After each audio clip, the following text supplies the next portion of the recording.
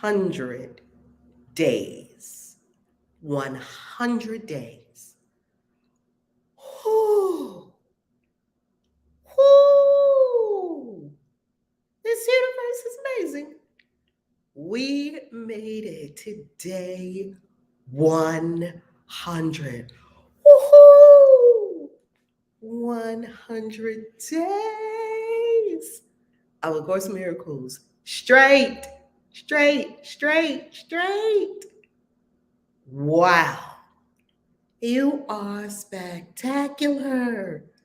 You are amazing. You have done something that I don't know, maybe a lot of people haven't done. You've done something incredible. 100 days of A Course in Miracles. Wow. God morning, God morning, God morning, God morning. Let's meditate and open your heart and be so thankful. Open your heart and be super thankful. 100 days. Breathe and meditate on that on 100 days straight. We've been here every single morning for A Course in Miracles at 7 a.m. Eastern Time on 4 platforms when all the platforms cooperated. When all the platforms didn't cooperate, we were on whatever platforms were cooperating that day. We are on 4 platforms every day. I'm Reverend Valerie Love, also known as Kaisi. And we're on Reverend Valerie Love YouTube channel this morning, every morning. We're on the Christian Witches YouTube channel. How you loving, how you loving, welcome, welcome. We are on the Reverend Valerie Love Facebook fan page. And we are on the Christian Witches Facebook, the Christian Witches YouTube channel and the Christian Witches Club on Clubhouse. Let's have a deep breath and prepare our minds for lesson 100 in A Course in Miracles.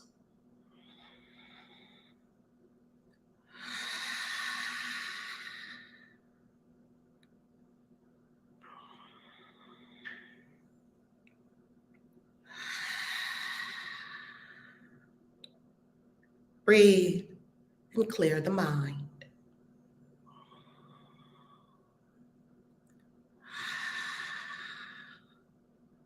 Breathe and remember who you are.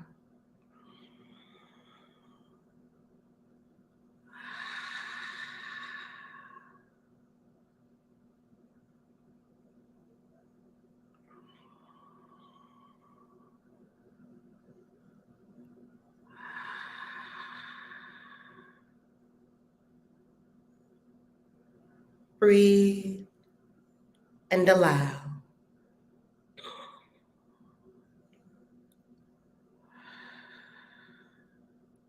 We breathe and we align.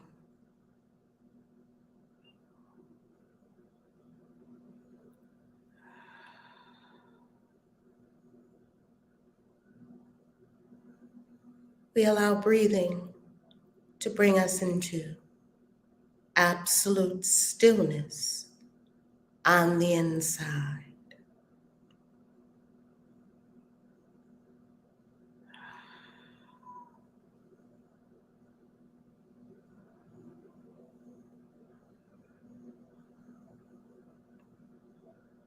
This morning before beginning,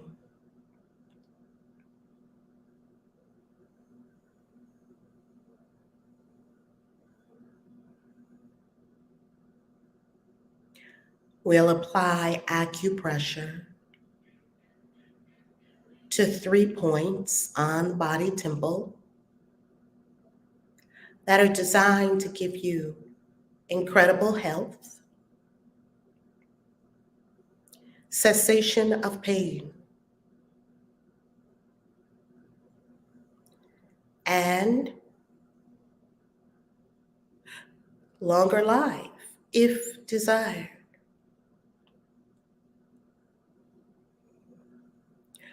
The first acupressure point is in the palm of your hand.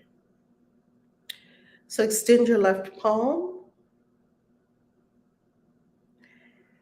and extend your right thumb and press your right thumb into the center of the palm of your hand. Apply pressure for a few seconds and release. Apply pressure for a few seconds and release. Apply pressure for a few seconds and release. We do this for about a minute. While breathing,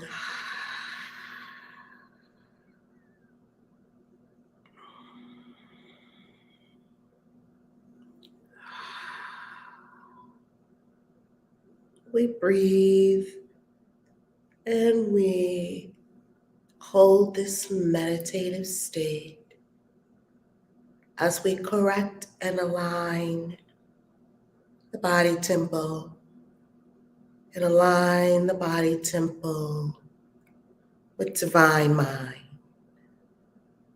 Breathing as you apply pressure and release. This can be done anywhere, at any time.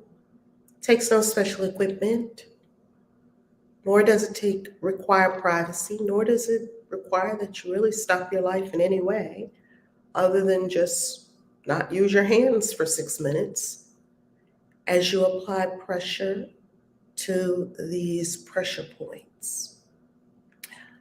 I learned this from a Shaolin monk that I follow on YouTube. Now you want to reverse. Extend your right palm, extend your left thumb, and place your left thumb right in the center of your palm and apply pressure.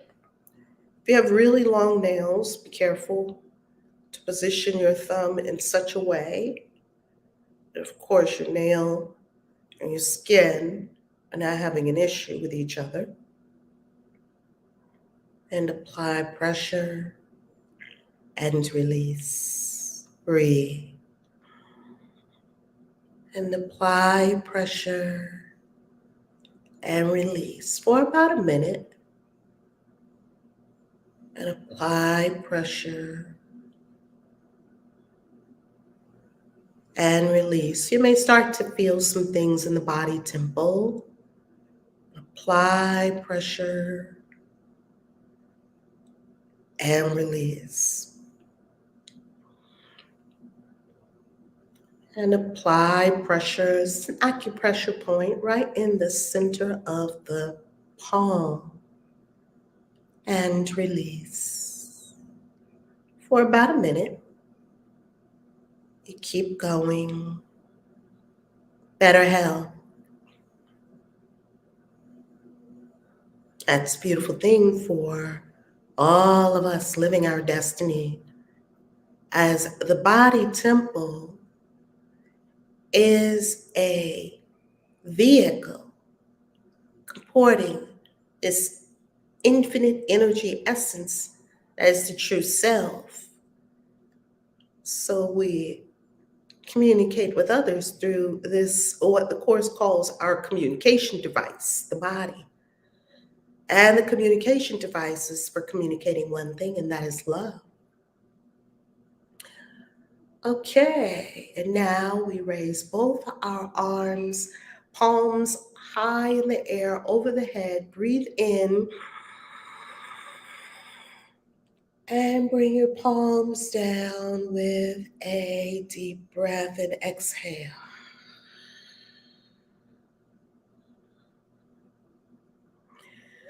We'll be doing more of this in Dubai. Now, the next acupressure point, you want to form a fist with your left hand, and you want to put your thumb in the little divot right between, at the back of your hand, right between your left thumb and your left forefinger. And you want to just press in there. Just press, get in that little divot. Oh, that's a pain releasing divot right there. Press, breathe, relax, and release for about Oh, it feels so good. For about a minute. Press in and release. Press in and release. Press in and release.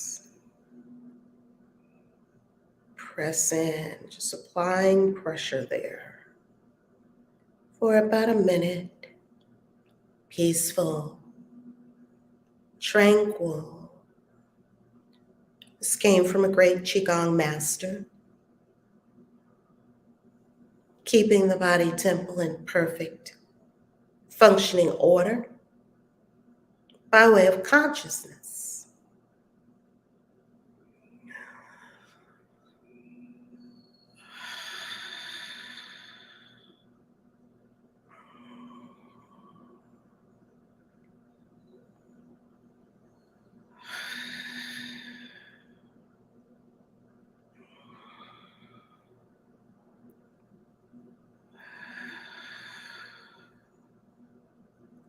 For about a minute.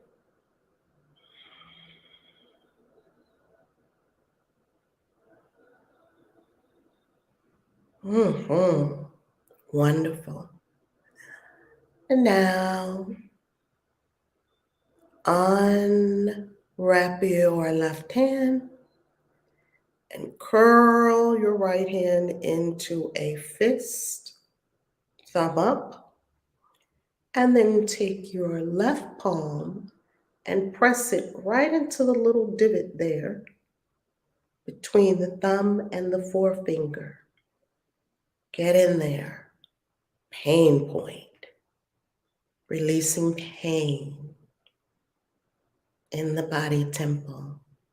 You may feel changes already. You may feel energy moving. This is an acupressure point. And if you're an acupuncturist or an acupressurist, you know what this is all about. And if not, all good, you can still use it. Even if you don't know what it's about, you can still use it. You may feel the energy moving. And breathe for about a minute.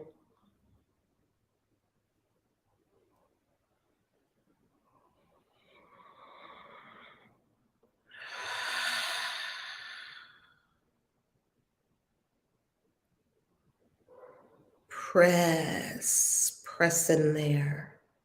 Get in there to that acupressure point. And now, as we complete, raise your palms over your head with an inhale, just like we do in yoga. And bring your palms down with an exhale.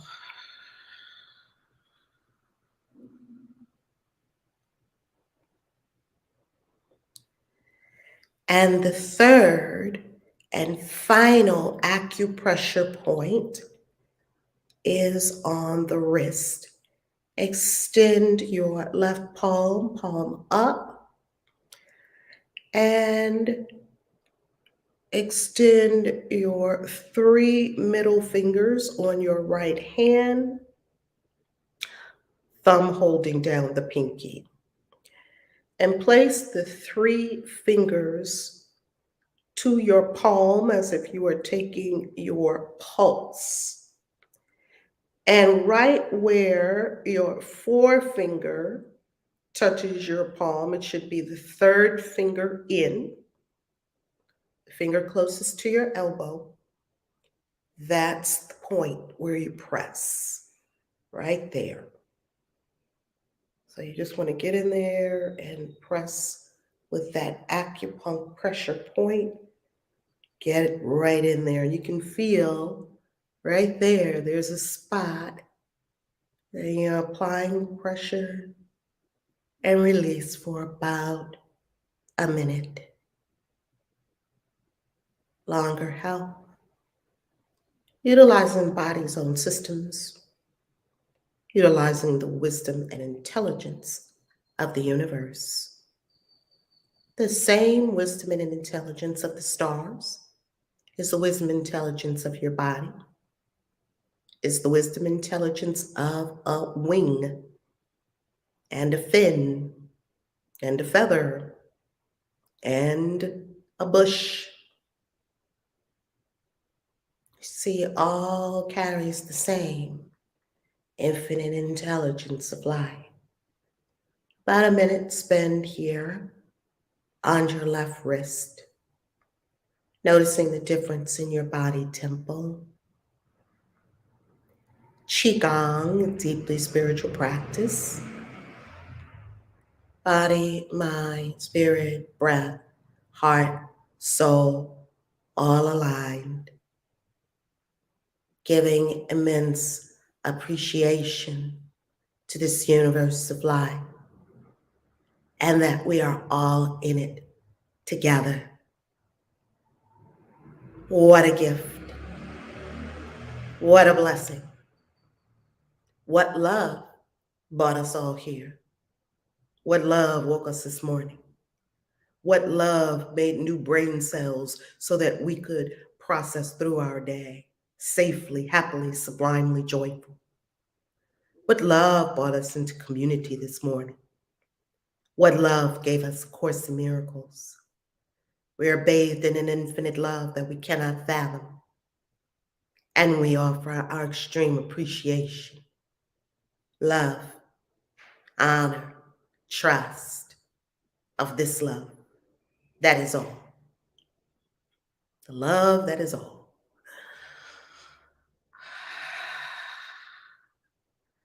Now, we extend the right palm, palm up, and extend 3 fingers, the 3 middle fingers of your left hand.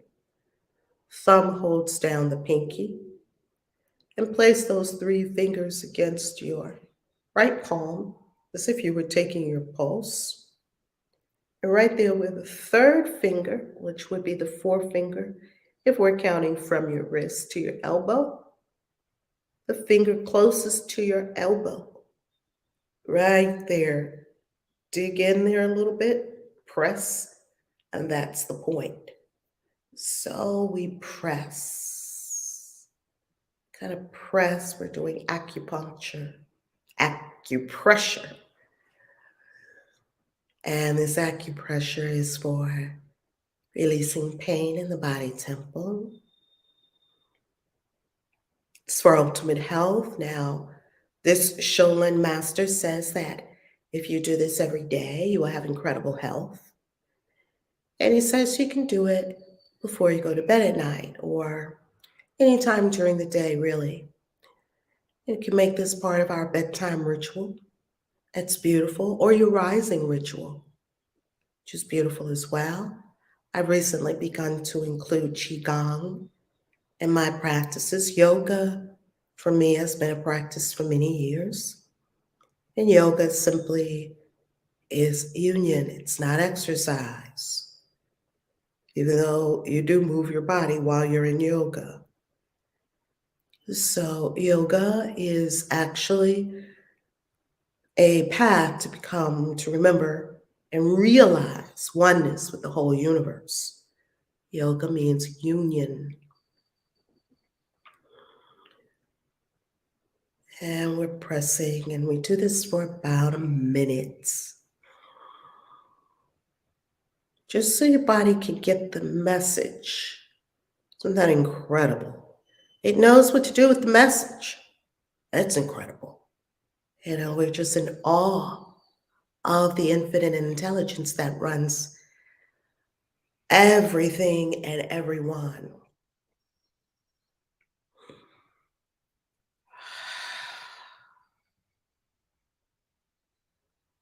And we know the material world is under the laws of the universe, the 7 hermetic laws. Now that we've completed these 3 exercises, shake your hands. Shake, shake, shake, shake, shake, shake, shake, shake, shake, shake, shake, shake. Shake, shake, shake, shake. Shake, shake, shake, shake, shake, shake. Shake your hands. And now, deep breath and raise your hands above your head with an inhale. And exhale your palms down.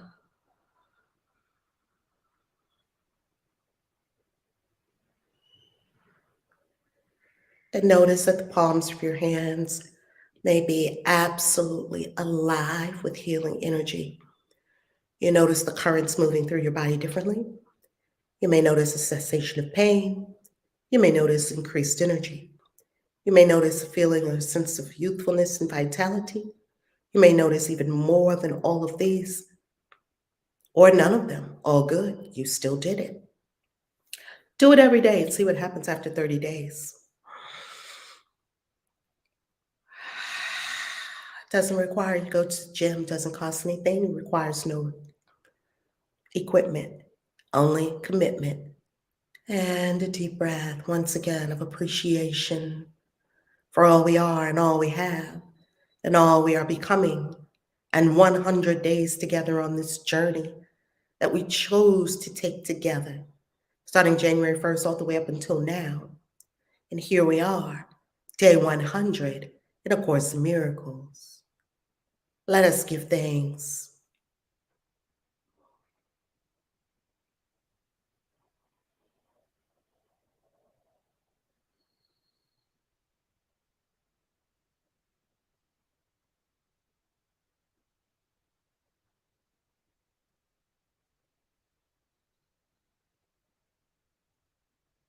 When you're ready, opening the eyes, we look down first and slowly raise our gaze to engage A Course in Miracles, lesson 100.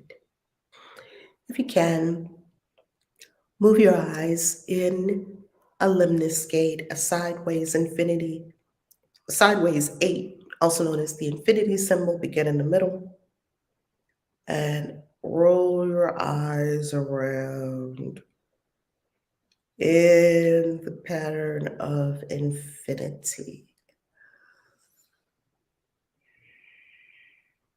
Connecting both hemispheres of the brain seamlessly, causing us not to be too over-dependent on one or the other. About 3 times is good.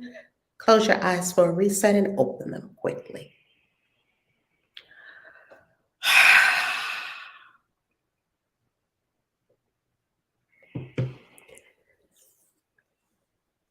Don't you feel refreshed? Refreshed, refreshed, refreshed. Lesson 100. We're at lesson 100. How incredible is this? Lesson 100.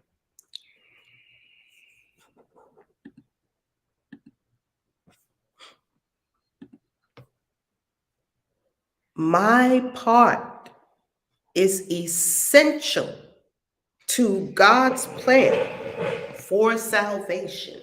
Now I'm just going to move a little closer to the outlet to plug it in this wonderful phone. Please, I'm going to mute on Clubhouse so this sound is not on the recording.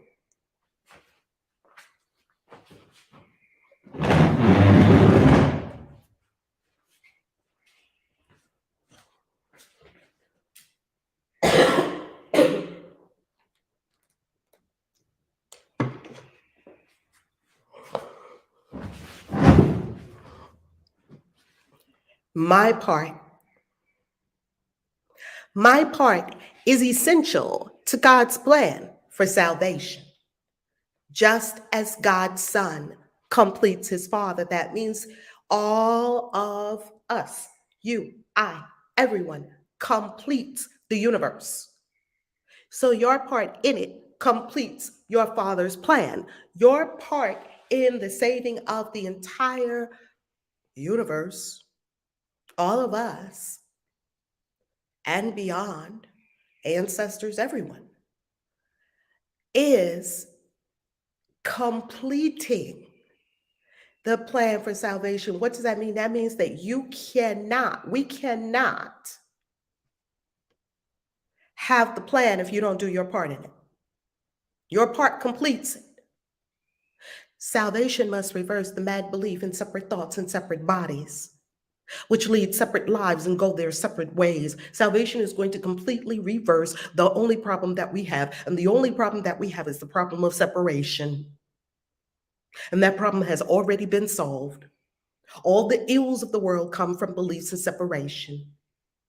Beliefs in separate thoughts and separate bodies that lead separate lives and go their separate ways.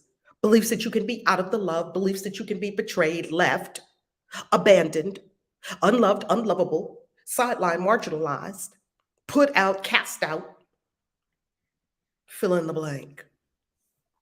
One function shared by separate minds unites them in one purpose, for each one of them is equally essential to them all. One function, salvation. God's will for you is perfect happiness. Say it to yourself. When I first read this many years ago, I said it to myself over and over and over because I couldn't believe it. I couldn't believe it because all of the things people told me about what God's plan for me was and what God's will for me was. And it seemed like God's will for me was to suffer while I was here. And the only way I was going to get some respite is after this whole suffering thing was over. And we went through some cataclysmic. I grew up in the cult of Jehovah's Witnesses. We did not at all have any thoughts of hell. We knew hell was not so. They had the proof. They had already done the research, and no religion is completely wrong about everything, and none of them is completely right about everything either. They all hold morsels of truth that if we all got together and talked about it, we would all start to get a very full, complete picture and see that everyone's talking about the same thing. And that one of the things that I found out about this God that wanted me to serve him, and I didn't see all the rewards for doing it. And it seemed like all the things, of course, that we want to do are things that this God said is on the no list. I mean, just about sex with everybody is on the no list, unless you got to wait until you get married to somebody and then you got to stay with them forever. Like, how boring is that? These were my thoughts. I'm not saying the thoughts are right or wrong. I'm saying these were my thoughts. Like, what? Is there another plan? Can I opt into another plan? I don't like that plan. Can't have sex with anybody, can't have any fun, can't wear a short skirt. Everything's got to be long. We can't show anything. Why? I'm hot. I'm an air sign too. We love taking off clothes. What is the deal with and stockings? What? I was suffering. No, don't talk to a boy. Don't kiss a boy. Don't look at a boy. But I like him. No. Oh, brother. Don't lie, don't cheat, don't steal. Okay, I can understand those. Don't murder. Okay, great. Take care of your mother and father. Yeah, that sounds good. I mean, these sounds like, okay, these 10 commandments sound good. And all the other laws that y'all have piled on.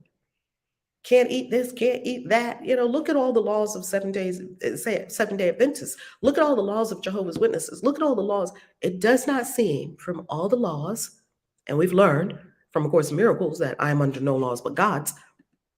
It doesn't seem that these laws are devised for my happiness.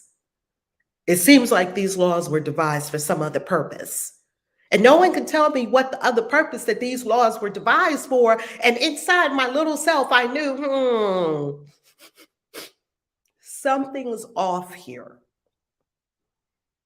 God's will for you is perfect happiness. So many years later, as I continued on my spiritual path, and after I said goodbye to them, because I said, I know I don't know, I know you loved me, and I know you gave me the best you could give me, and I don't fault you for it. I just know I've got to go this way. Because if I don't, I'll die. That's what my soul told me. It said, live or die. Just live or just take yourself out. You want to take yourself out? Take yourself out. If you choose live, it just gave me an ultimatum. Pick one. And if I chose to live, it said, really live?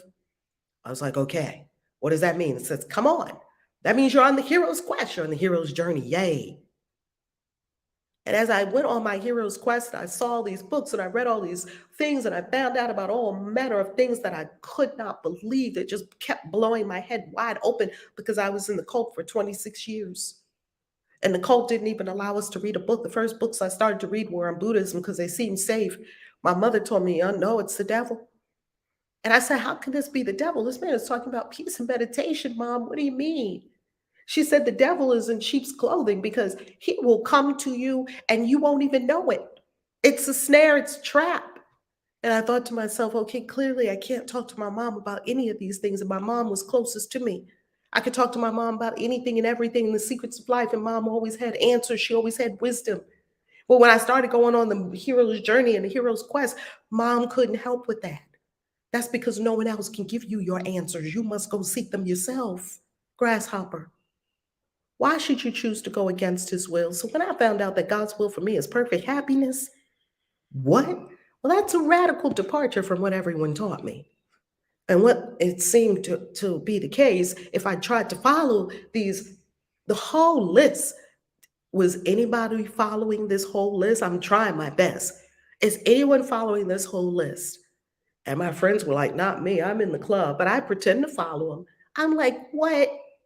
I started doing the same thing, go to the club, have fun, do this, do that, do whatever you feel like doing, but pretend to follow the rules. That's what I think a lot of people come to. I think that becomes their default.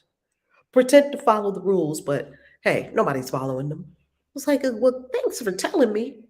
I'm over here working hard and everybody else is having fun. Drop all that. God's will for you is perfect happiness. Keep it simple.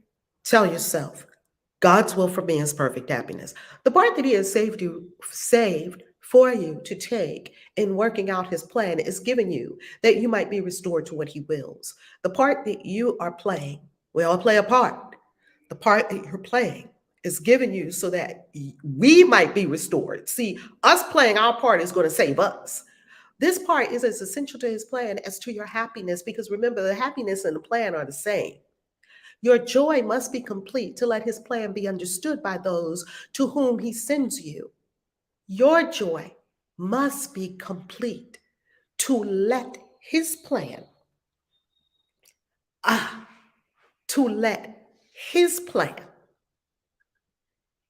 be understood by those to whom he sends you. You see, we've got to understand the divine plan. And by our living, we get to help others understand the divine plan. The divine plan is really simple. Oneness. When you come into oneness with this whole universe, there's really no concern. You meditate and you're in complete bliss. You're walking down the street, you're in bliss. You get along with people. You get along with yourself. You're no longer conflicted and divided within yourself. We could say that a whole host of fake ass problems go away when we come to the realization that there's really only one problem, that's separation. And the solution has already been put where the problem is, in our mind. They will see their function in your shining face and hear God calling to them in your happy laugh. So, yes, that's true. That you're shining. You're bringing the light. As you bring the light, you're hearing, people are hearing God calling to them through you. You're not telling them, hey, God's calling you. You're not saying anything. You are simply, you are simply being the light. You are indeed essential to God's plan. That's you. You are indeed essential. Now, for all of us who carried along all this, do I matter? Is my life worth anything? No one listens to me. I don't know what to do with my life. God, what's my purpose? You could drop all of that now. I used to be moaning and bemoaning around in that. You could drop all that now and just tell yourself, I am indeed essential to God's plan. You don't even have to know what the plan is, how it's going to unfold, who it's going to require you to become, to remember about yourself. You don't need to know the path. You don't need to know any of it.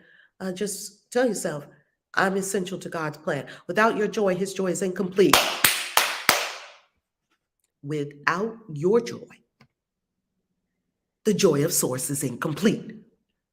Without your joy, the joy of source is incomplete. Can you fathom these concepts? Can you fathom that God's will for you is perfect happiness? Can you fathom that without your joy, the joy of the of source of this universe is incomplete? Can you fathom that? Without your smile, the world cannot be saved. Can you fathom that we can have 8.89 billion people and one not yet smiling? And we are not complete without your smile. While without your smile, the world cannot be saved. While you're sad, the light that God Himself appointed as the means to save the world is dim and lusterless. And no one laughs because all laughter can but echo yours. No one laughs because you're not laughing. While you're sad, the light that God appointed as the means to save the world is dim and lusterless.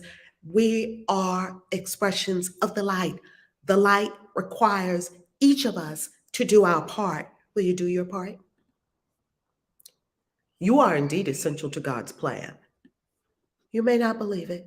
Just as your light increases every light that shines in heaven, so your joy on earth calls to all minds to let their sorrows go and take their place beside you in God's plan. Hey, drop all your sorrows, drop all your loss, drop all your pains, your ills, your sicknesses, your death, your getting old, all of it, drop it all.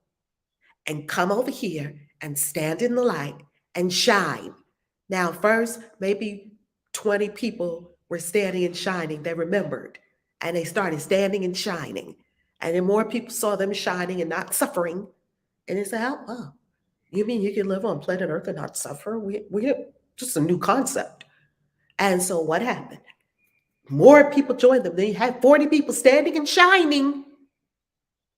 And you had more people waking up, and then you have more people standing and shining. And we've been seeing this great awakening, a spiritual awakening that's been going on the planet probably since 2012, and even before then, definitely in earnest since 2012, speeded up in the last decade. Speeded up, the Mayans predicted it. It speeded up. The golden age. When I saw that magic shop, it's called House of Intuition. I've done a reel for them, and I'm going to be putting it up on the Christian Witches Instagram. If you're not on the Christian Witches Instagram, all good. You just tap my icon, go to the bottom, you'll see my Instagram. And in my Instagram is the link to the Christian Witches Instagram. Well, and connect with both if you so desire, if you love what's going on there. Can you imagine that the more of us stand in the light, the more of us take our place beside each other in the plan, the more of us can do it. The more of us who do it, the more of us can do it. God's messengers are joyous, and their joy heals sorrow and despair. God's messengers are joyous. If you see somebody trying to be a healer and they sad, I'm running. God's messengers are joyous. Why? Because they're having a good time. Why? Because they're free of all those burdens. Freedom brings joy. And their joy heals sorrow and despair. And it heals sorrow and despair in themselves first. And then it fans out and wafts out and emanates to the whole universe. They are the proof that God wills perfect happiness for all who will accept their father's gifts as theirs. You're loved so much by our source. You are loved so much by our source. And hey, this works for you too if you're an atheist, because if you don't believe in a God, all good, just life. We can just call it life. Or we could just call it love. I mean, everybody believes in life. The people that are in the life anyway. Life, let's just call it life. Let's call it the mystery of life. That the mystery of life means that if you would desire, there is a way that you can be in this life in joy. There is a way that you can be in this life in perfect happiness and to invite other people into the joy and perfect happiness along with you. Some people will be irritated that you're in perfect joy and happiness. Sounds crazy, doesn't it?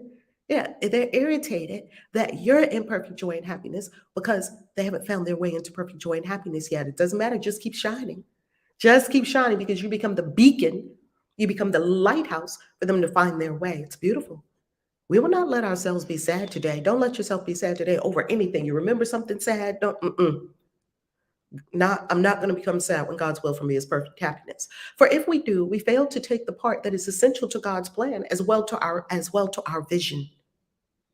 Sadness is the sign that you would play another part instead of what has been assigned to you by God. Sadness says, well, I know God said that the whole universe is incomplete without me, and that the happiness of the universe is incomplete without my happiness, and that if I don't smile, the whole universe can't smile along with me. It sounds trite, when you smile, the whole world smiles with you. It's true. Well, yeah, I know that's all fine and dandy. I heard it this morning on A Course in Miracles, but I was so in love and now I'm not, and I'm just heartbroken. You just start crying. Well, what does that mean? Here's what it means. The Course tells us what it means, beloved. It says sadness is the sign that you're going to play another role, that you came into the movie and God gave you the role of leading star, and you're healthy and you're happy and you're thriving. And you're serving people in this beautiful way that is pouring through you. The gifts are pouring through you. The gifts of love and joy and peace and happiness. And the way that you do the thing that you do. And the music is pouring from you. And the dance is pouring from you. And the books are pouring from you. And all this loveliness is pouring from you.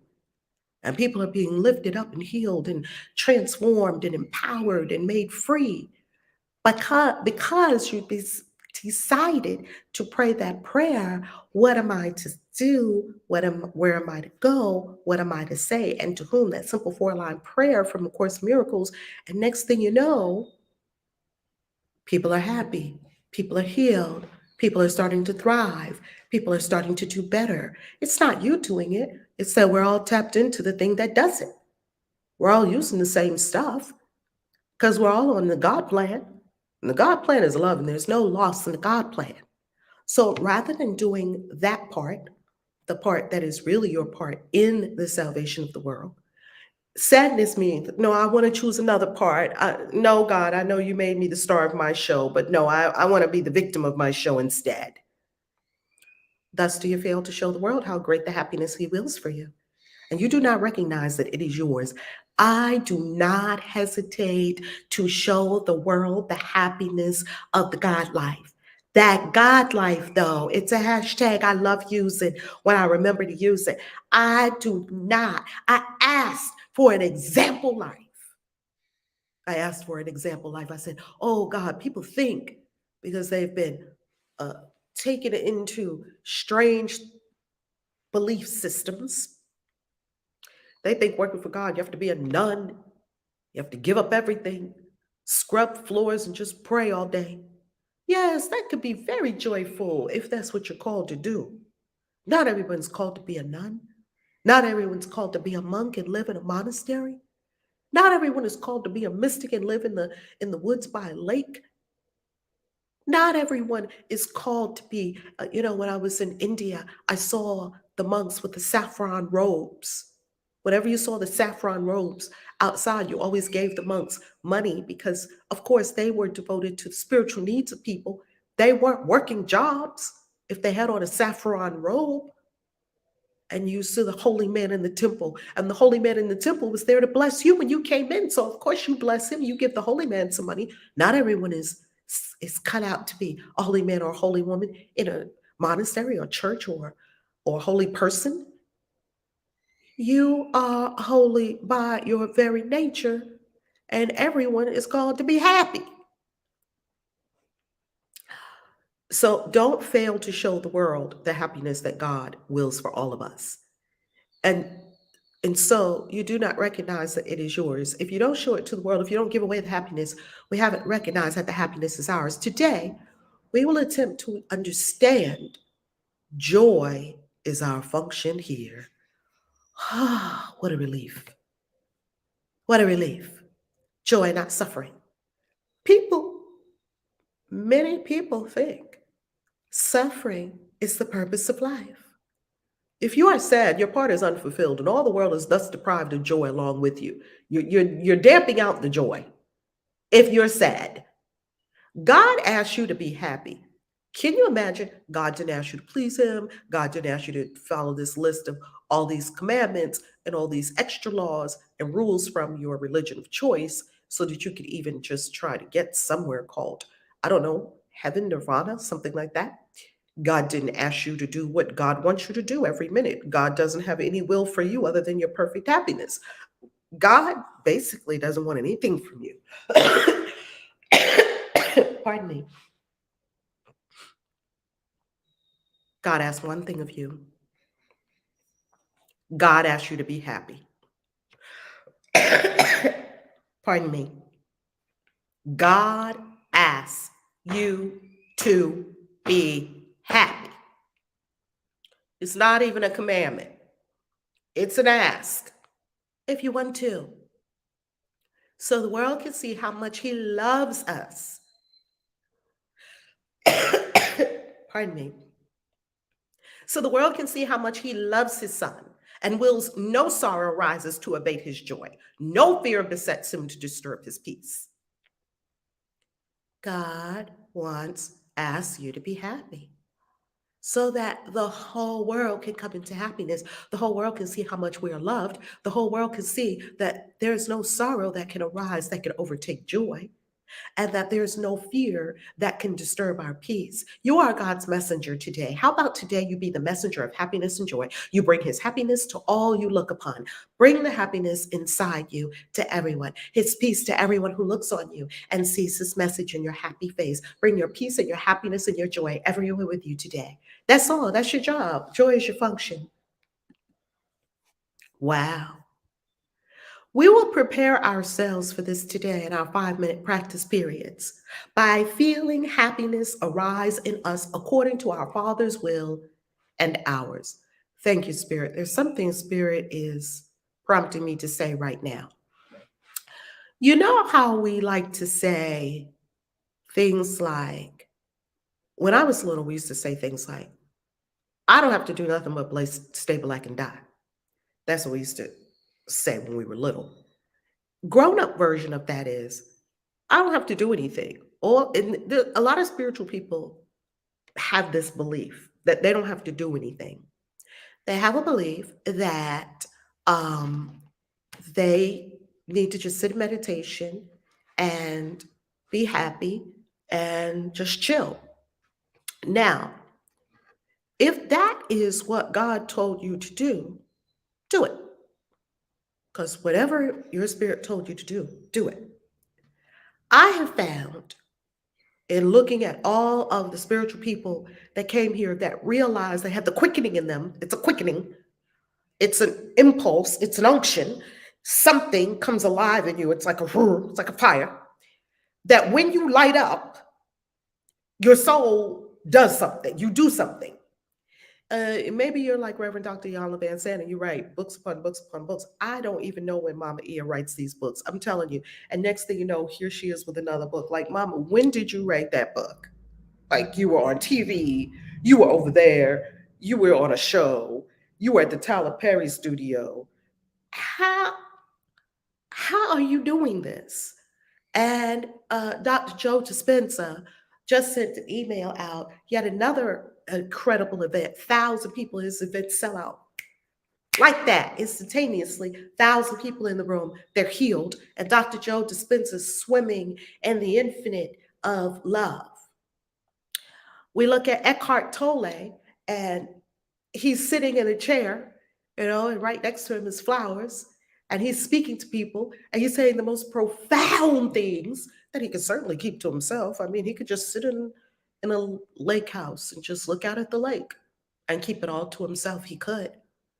That's not what's happening, because there's a quickening that will happen in you. So when the Course talks about joy is your function, the Course is talking about a way of being. The Course tells you that this is not a manual for what kind of work to do. You'll have to figure that out for yourself with the divine. What kind of work are you supposed to be doing in the world? There is something you're called to do in the world. So this, I don't have to do nothing but stay black and die attitude, maybe the quickening hasn't come yet. Because when you feel the quickening, you will know exactly what to do. You'll have the name, you'll have everything, and you'll run with it because you will love it and you will do it joyously. The Course is telling you the way that you will do it. You will do it from joy and from happiness, and you will do it from peace, and you will do it as, oh, you will do it in a sublime way because something other than you is doing it. Look at Sadhguru. I'm reading his book right now, Inner Engineering. Just about every page is dog-eared. Just about every page has underlining on it because Sadhguru is sharing with us in his unique Sadhguru way, only the way Sadhguru can do it, teaching us. And Sadhguru is so happy and joyful and full of joy. And Sadhguru don't look like he ever had a problem, not one day in his life. He talks about his childhood and it is hysterical. Oh, it's hysterical. He said he didn't go into the temple when he was growing up in India because he said he noticed when he was little that people who came out of restaurants always looked happier than people who were coming out of temples. I said, what, what a what a an acute awareness for a tiny little person because he probably came in already ascended. He came in at some ascension level that allowed him to access all these things at a very young age. And his mother and father, he told them he wasn't going into the temple. And his mother and father were just like, oh, so exasperated. How do you raise an ascended kid? Like, they were so exasperated. And they used to leave him with the shoe attendant outside the temple because all Hindu temples, you definitely cannot take your shoes inside. I'm talking about the Indian Hindu temples. I'm not talking about Balinese Hindu temples. You go to India and you even go to Hindu temples in the United States. Try one. It's beautiful. It's beautiful. They'll accept you and they will love you for sure. And when you walk in, you see this thing that says devotees, welcome. Devotees, put your shoes here. Devotees, the food is this way. Devotees, this is the way to the restroom. You know, it's so beautiful. Everything is devotees. I just love that. I just love it. And Sadhguru said that they used to keep him, because he wasn't going into the temple. He said he never read a holy book in his life until he got, a little older. He read some of them. He didn't study the Indian Vedas. He didn't do all those things that good yogis do, study all the Upanishads and all of that. He didn't study the Upanishads. He didn't study the Vedas. He didn't study the Bhagavad Gita. As a matter of fact, people laugh because in India, they know him because, he's a revered treasure in India. Of course, if you just see Sadhguru just go through India, it's just incredible, amazing. The appreciation that India has for their sacred treasures of spirituality. And India is naturally, it's inherently a spiritual culture. Well, when Sadhguru said that he wasn't going into the temple and outside in India where you leave, in the United States, the temples, in Hindu temple I went to in the United States, you put your shoes on the inside. You come in the inside. It's like a courtyard part, like a lobby part. It had all these boxes for shoes lined up, like cubbies. And you put your shoes in the cubbies. Well, in India, when we went to the ashrams and to the temples, you leave your shoes outside. So certain ones, not all of them, when we were with Dr. Pillai. So this particular what ashram and temple we went to, huge temple in India, you leave all the shoes outside. So you see all these shoes outside, and of course you see the monkeys. And Sadhguru said his mother and father used to leave him with the shoe attendant while they went into the temple.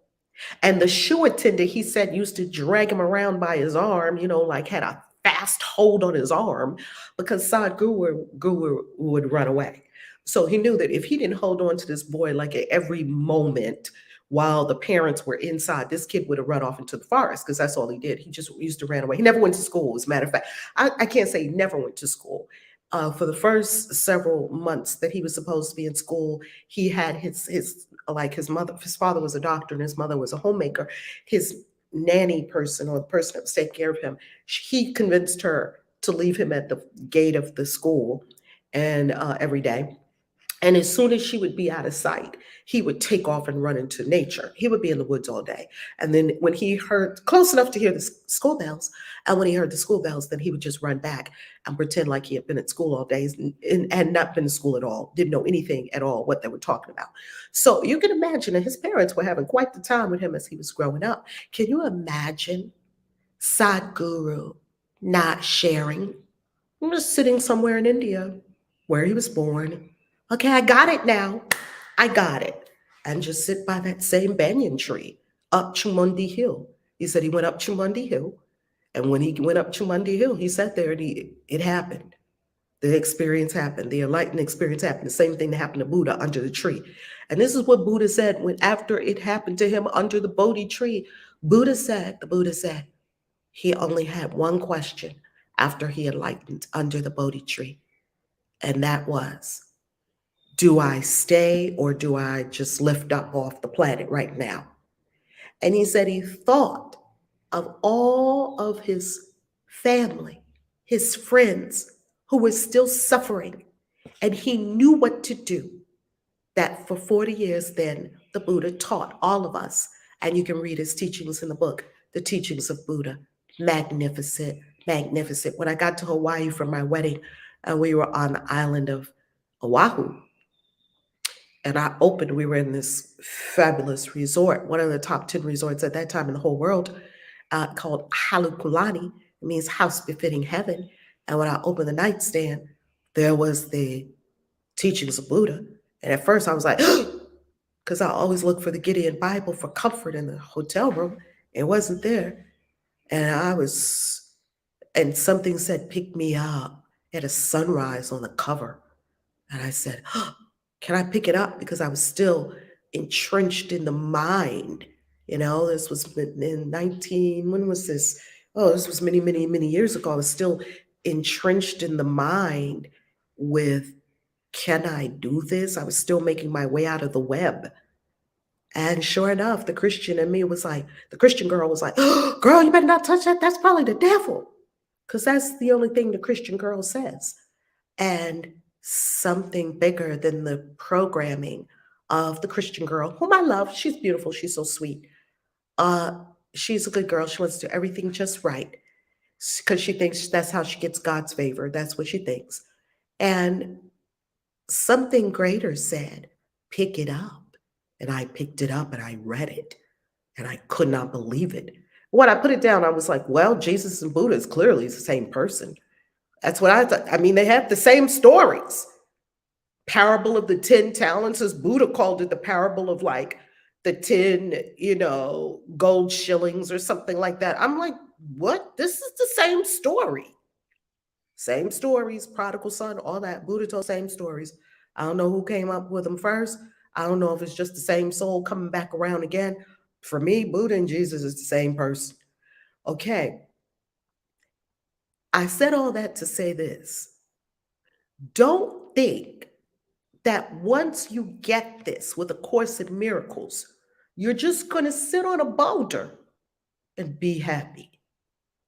There's probably going to be something for you to do to save and support the world in being happy as well. Now, you're being happy. The Course is telling you how to be. It's not going to tell you what to do. Your inner guide has to tell you what to do. Began the exercises with it. I have to say that because spiritual people, we're very delusional. We're extremely delusional about the world and about our role in the third dimension. I see it everywhere, including myself. We think that the world doesn't need our gifts. We think that we don't have to fucking figure out a website.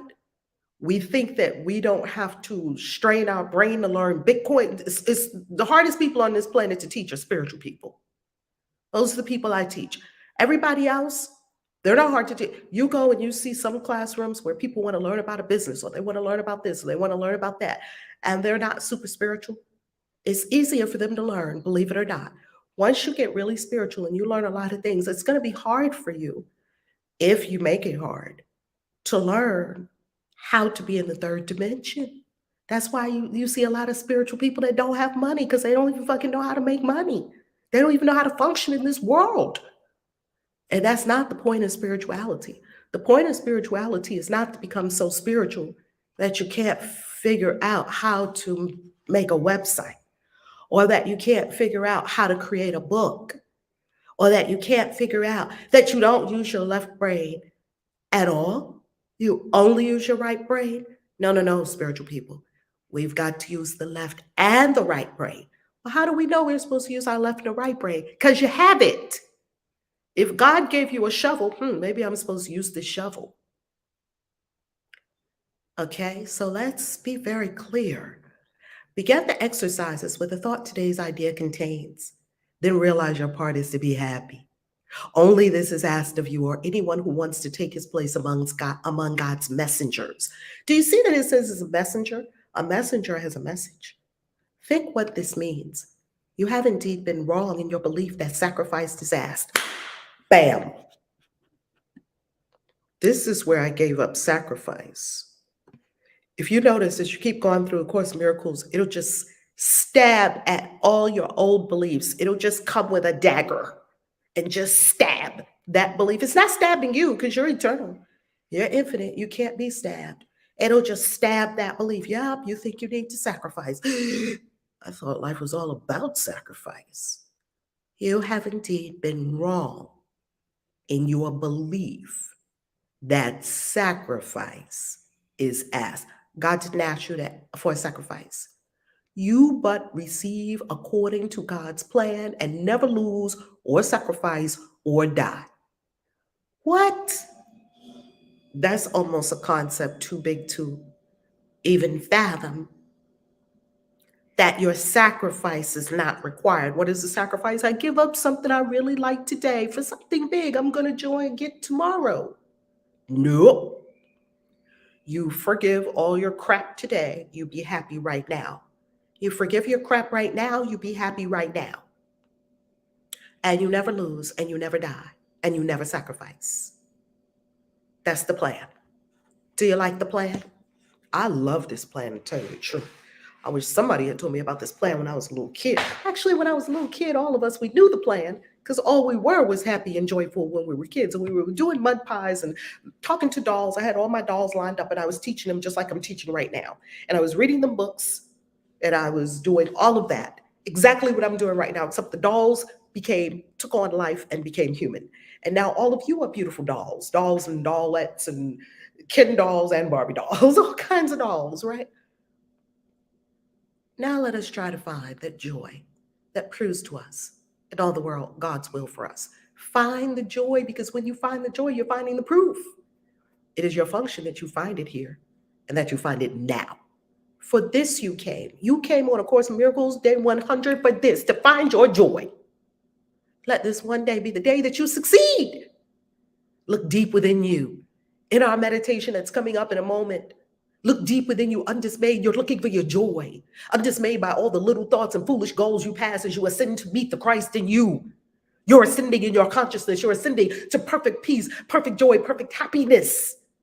Why is that so hard for us?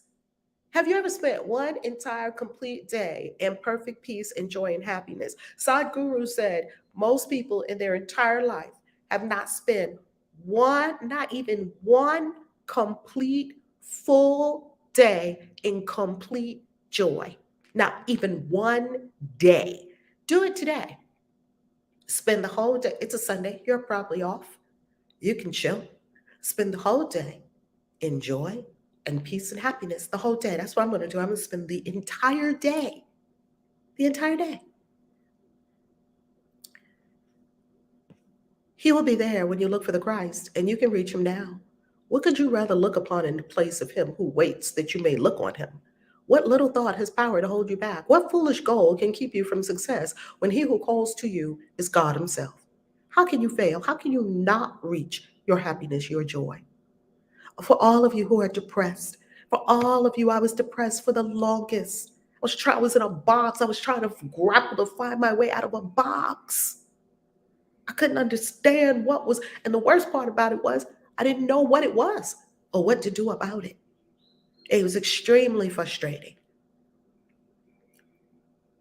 If you're depressed, sad, grieving, in pain, had losses, if you're mourning, if you're down, if you don't have your zest, because you don't have to be depressed. You've noticed that there is a state where you don't also have your zest. You don't have that joie de vivre. You don't have that zzz, that buzz. If you don't have it, find it now in this meditation. Look for God's calling you to it. Look for the Christ in you. He will be there. Christ in you is simply higher consciousness. You say Christ, other people could say Buddha nature, others could say enlightenment, others could say samadhi. Yes, in India, I love India. I love it. I love it. And I love reading Sadhguru, and I love God Sadhguru. And I love how they put things. And, when they saw Sadhguru in his experience, he just sat there for hours and hours and hours. Pardon me. They said, oh, he's in samadhi. The Indian people, the Indian culture has a name for that. This extreme bliss, this extreme oneness with the universe. You're there. You're in the oneness, and it's this profound bliss that you can barely fathom. I call it cosmic orgasm. Do that. Look for Christ consciousness. Look for samadhi. Look for your joy. You are essential to God's plan. You are essential to his plan. You are his messenger today, and you must find what he would have you give. You can't give joy. You can't bring the happiness. You can't bring the peace if you haven't found it within yourself. You can't do it. How you going to be a messenger if you haven't found the message yet? You never saw a post person come to your door and say, well, I'm the post person. I have to make my rounds, but I don't really have anything for you because I didn't go to the post office yet. I put on my uniform this morning. I got all dressed, but I didn't go to the post office to pick up the mail to bring to you. And you're looking at the person like, what? Is this person okay? No, you go to the post office within yourself. You get the mail. It's, hey, happiness. It's a big letter that says joy. And you get the mail in your own consciousness, and then you can deliver it as a messenger of God to all God's people. And you must find what he would have you give. Do not forget the idea for today between your hourly practice periods, hourly, 5 minutes, first 5 minutes of each hour. We're going to do the first one together. It is yourself, capital S self, who calls to you today, and it is him you answer. Every time you tell yourself you are essential to God's plan for the salvation of the world. Stop playing little. Stop playing small. Stop thinking that you're not the one. You're the one, boo. You're the one. Stop thinking that, what I do doesn't matter.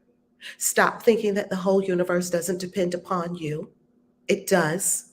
Stop thinking that you're not essential. You are. Stop believing that other people got it and other people can do it. Oh, they can do it, but I don't know about me. Stop that today too. All of that ends with this meditation. This is day 100, and this will be the best meditation you've ever had in your life, beginning now.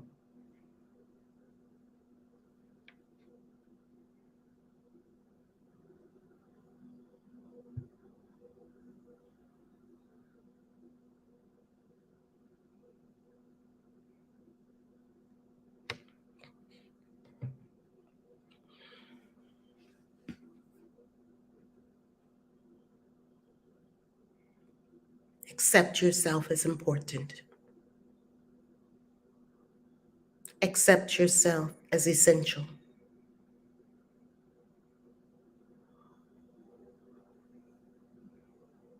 You are in life. You are of life. And you are essential to life. If you were not, you would not exist. Yet here you are, essential to this universe.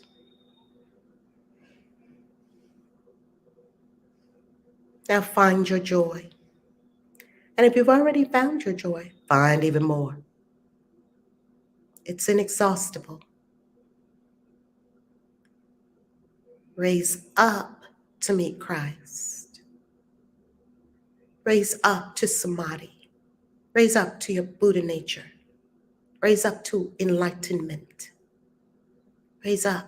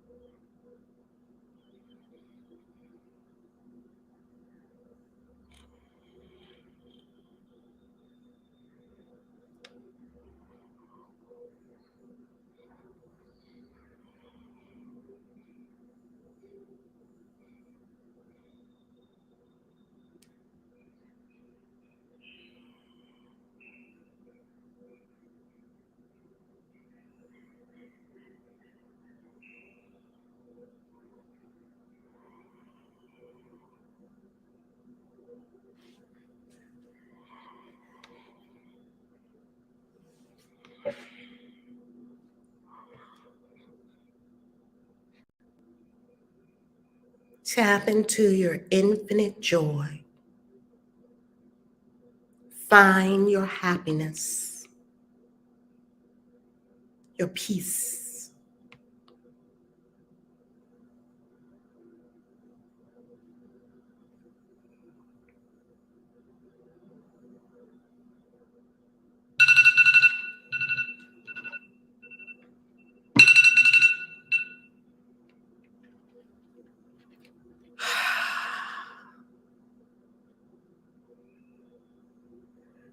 And our chimes have sounded.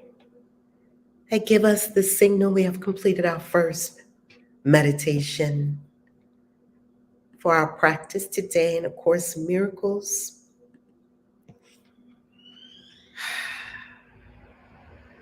My part is essential to God's plan for salvation.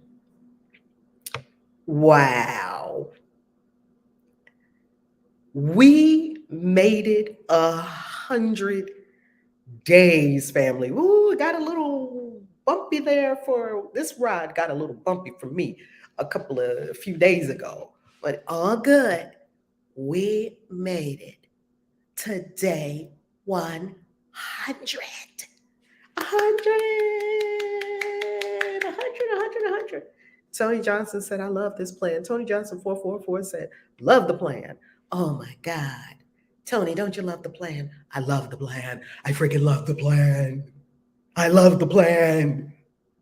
When I tapped into the plan many years ago, when I first started reading A Course in Miracles, when I began to see more and more and more of myself over the years on this spiritual journey, I got so happy. I got so happy because up until then, my happiness was fleeting. Whoo, you're essential to God's plan, Tony. You are essential to God's plan, Soul Whisperer. You're essential to God's plan, Black Women Stand Up. You're essential to God's plan, Emir Otto. You're essential to God's plan, Maricel. I hope I'm saying your name correct. You're essential to God's plan, Love to Run. You're essential to God's plan, Who's her namaste life? Who's her namaste life? How you loving? You're essential to God's plan. Ozzy, hey Ozzy, how you loving? You're essential to God's plan, Darla. You're essential to God's plan, Joan. How you loving? How you loving? Love to run. Everyone, you're essential to God's plan. Yes, so. Yes, so. Aga. Yes, so. Aga. Yes, so. Aga. Yes, so. Oh, one of the 10 sparrows on the tree of life. All right. I want to know. Let's hear from you. What have you gotten from 100 days of A Course in Miracles? The floor is open. And when you come to stage, everybody come up on stage and tell us what you got from 100 days of A Course in Miracles. This must be celebrated. 100 days of A Course in Miracles, okay? Love this plan, right? The 2 You Are Life. Shaquana. How you loving, Shaquana? Love this plan. The 2 You Are Life. Come on, the 2 You Are Life. You are essential in the plan. Everyone, you are essential in the plan. The plan's not working if you're not smiling. And we're not talking about fake smiles. We're talking about real smiles. We're talking about real joy, because you close your eyes, you went inside, and you find the source of joy, and the source of happiness, the source of peace, and you found your bliss, and you found your ecstasy, and now you're walking around blood buzzing. Wow. Mods.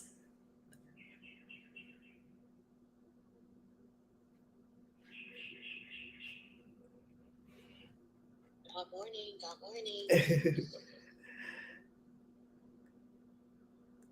God morning. Good morning, Queen. I'm essential to God's plan for salvation, and I have found my joy.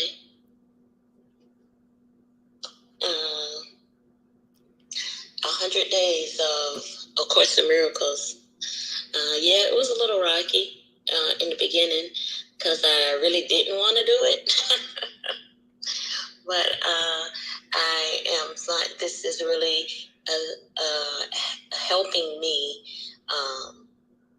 with my experiences. So I'm happy to have made it to 100 days of A Course in Miracles on Clubhouse, and I really cannot see not doing it now. I really cannot see not showing up to Clubhouse. During the week, it's a little crazy, but I can't see not showing up because it is becoming a very important part of my day. And it seems like the days that I have the most resistance are the days that I have those profound experiences from the lessons. So this is a joyful moment. 100 days, 100 days, and I'm happy and I'm complete.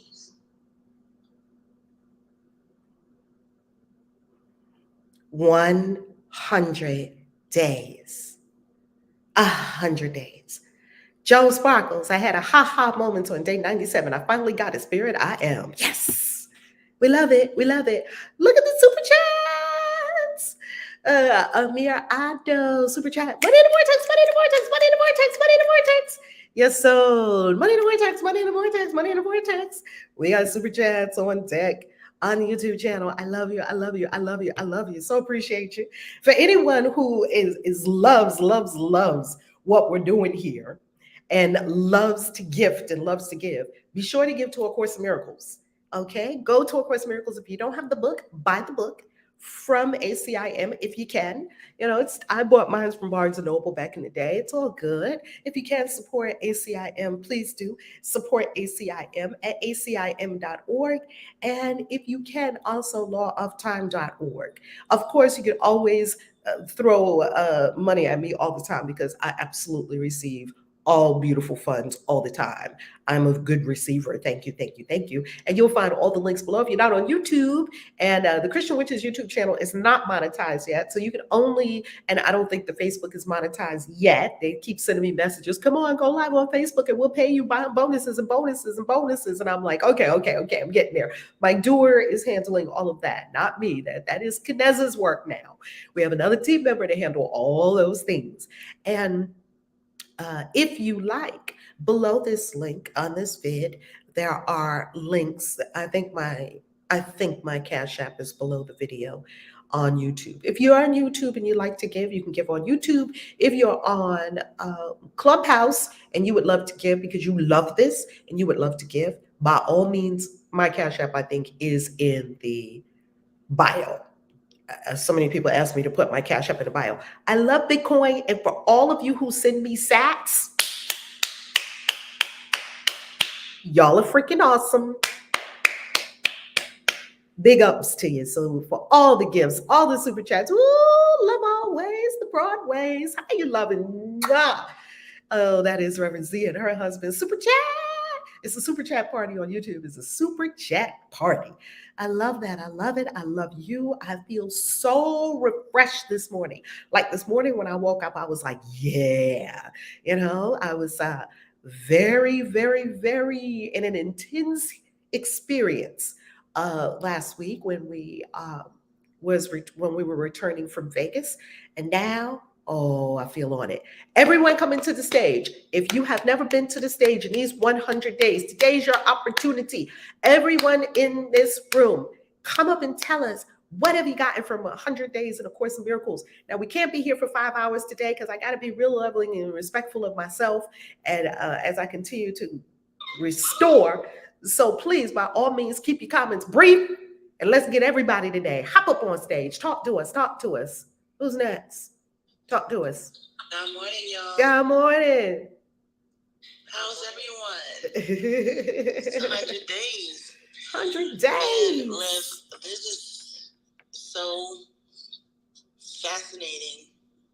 I remember saying, I'm only going to do this for 7 days, and that's it.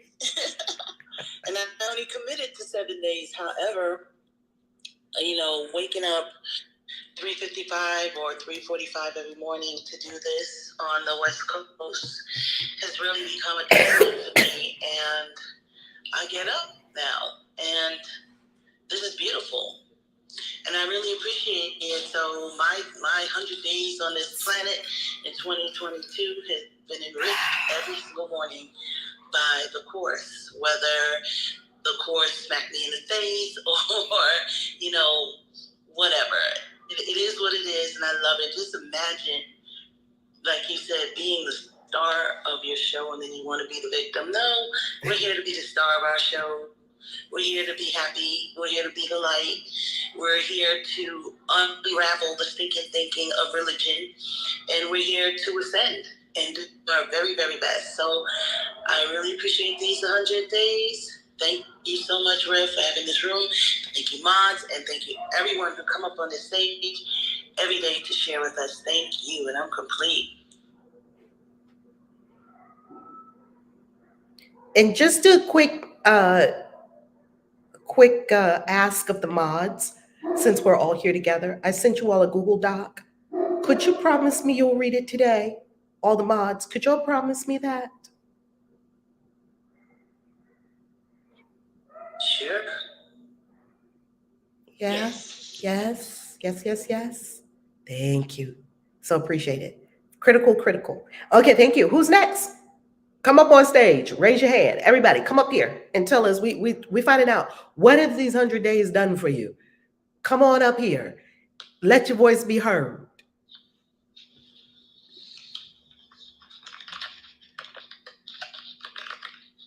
Who's next? Good morning. Not sure if you can hear me. Yes. Amazing. This 100 days, I'm going to say there has been an elevation for me each day with every lesson. And it holds true to our mantra that an untrained mind can accomplish nothing. I would just say my experience in these 100 days, this lesson truly resonated and tapped into it all 100 days, especially in the I'm essential to God's plan. I think that's known, whether we realize it or not, that, sometimes we're, in our denial or delusion, as it was stated before, or the illusion that may be in front of us. So we don't easily tap into that. But the way the Course has brought it to us in these 100 days, there is something great within us all, and that light of the world that we're bringing forth to shine upon globally in this universe is just awesome. And I would say this Course has truly illuminated that in me. I am complete. I love that. What's been your biggest takeaway, Coach Michelle? Would you say like change in your life, or what have you been noticing in these 100 days? The ease and flow for me in each day. I would just say maybe grievances, different things like that, situations. There's been a change with the children, a change with family, just a change in doing everything. It's just such an ease and flow. When you tap into, there's only one rule, and that's God's rule. When you release and step away, knowing that, I'm going to say beliefs or cultures, that's not God's plan. I would also like to say, we speak a lot about, I'm going to say, the energy exchange. I mean, even that, we know that, it's unlimited. We are abundant if we can sit in that energy. But once again, like I say, the way the Course has brought it each day, just understanding that, tapping into that with universal law, for me, I would say is one of my greatest takeaways. Stepping into just serving and supporting the ease and the flow of that without thinking about it, without trying to create a plan for it, and just having source to handle it. And when it's put in front of you, no matter how scary it may be, knowing that this fear does not exist. And if you want to pee your pants, go ahead. Because once you get over that, it's smooth sailing. I'm complete. I've done that a few times. Like Mama E said, if the pee ain't running down your leg, it's not big enough for you. It's go find something bigger to do. If the pee ain't running down your leg, it's like, whoo, she ain't never lied. Okay, who's next? Good morning. Good morning. For me, these last 100 days have truly been the animal. When I was trying to find all of the people that are a part of my fifth force oracle, I could not find my white dog. And I literally wrote down every single person in my life that I could think of, whether they were on this side or on the other side. And what I saw was I had like 600 white mirrors in my life. And I feel like this Course has been a mirror for me. Like, you think that you're all light and love, but this Course shows you where you're a little bit ratchet. I'm talking for myself. Like, it shows you where you could use adjustments. Mm-hmm. And not in like a judgmental way, but it just shows you a better way. And what I love about the Course is it does, even though it's my quote unquote, when people ask me, do you go to church? I'll be like, every day at 7 a.m.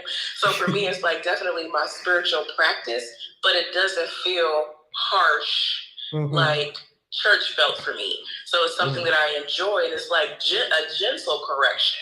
Every morning it is a gentle correction. And that feeds my soul. And I'm complete. I do love that you don't have to go out there and get into a ratchet relationship to learn these things. You can be in your own beautiful meditation space each morning. Arise in your laboratorium. And the laboratorium is your sacred magical room. I'm putting together my sacred magical room here in my home in Mexico.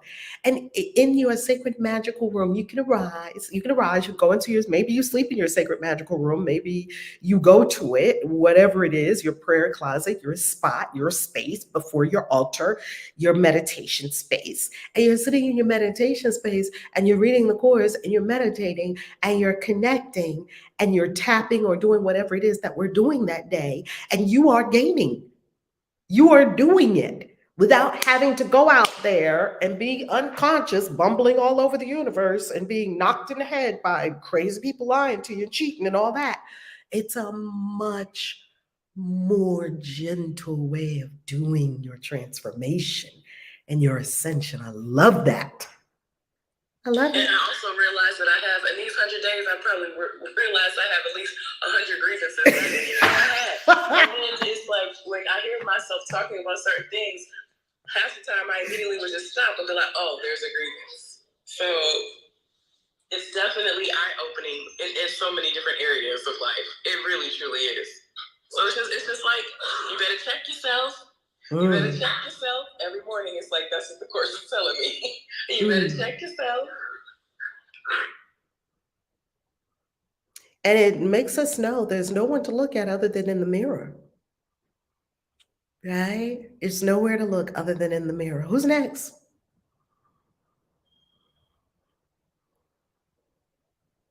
Throw your hand up. Come up on here on stage. Everybody tell us briefly, what did you get from these 100 days?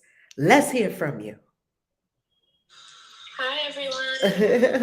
Hola. I just want to say thank you for the space. I haven't been here all 100 days, but I did come through today. And I think I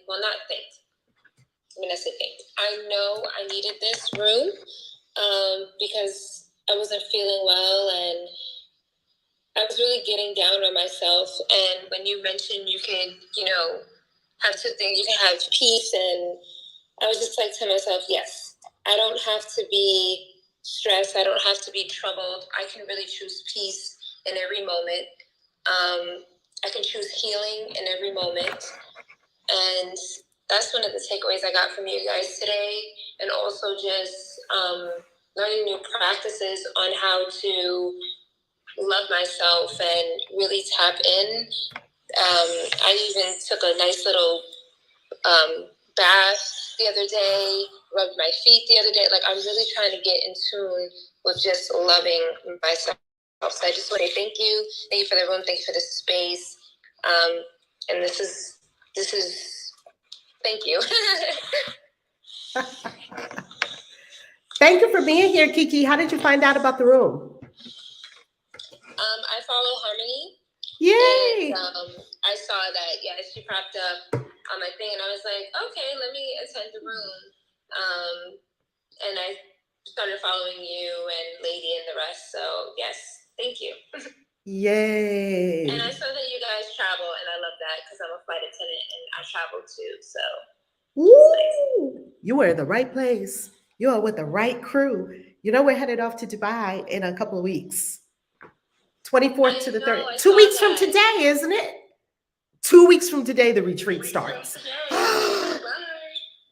OMG. You're welcome. Welcome, Kiki. We're so happy you're here. Who's next? Good morning, everyone. Hey, Angel. How you loving? I'm loving amazing. How are you loving? Fabulous. These 100 days have turned my life upside down several times. Some of the lessons that just are sticking with me are that nothing I see has meaning. or the only meaning it has is the meaning I gave it.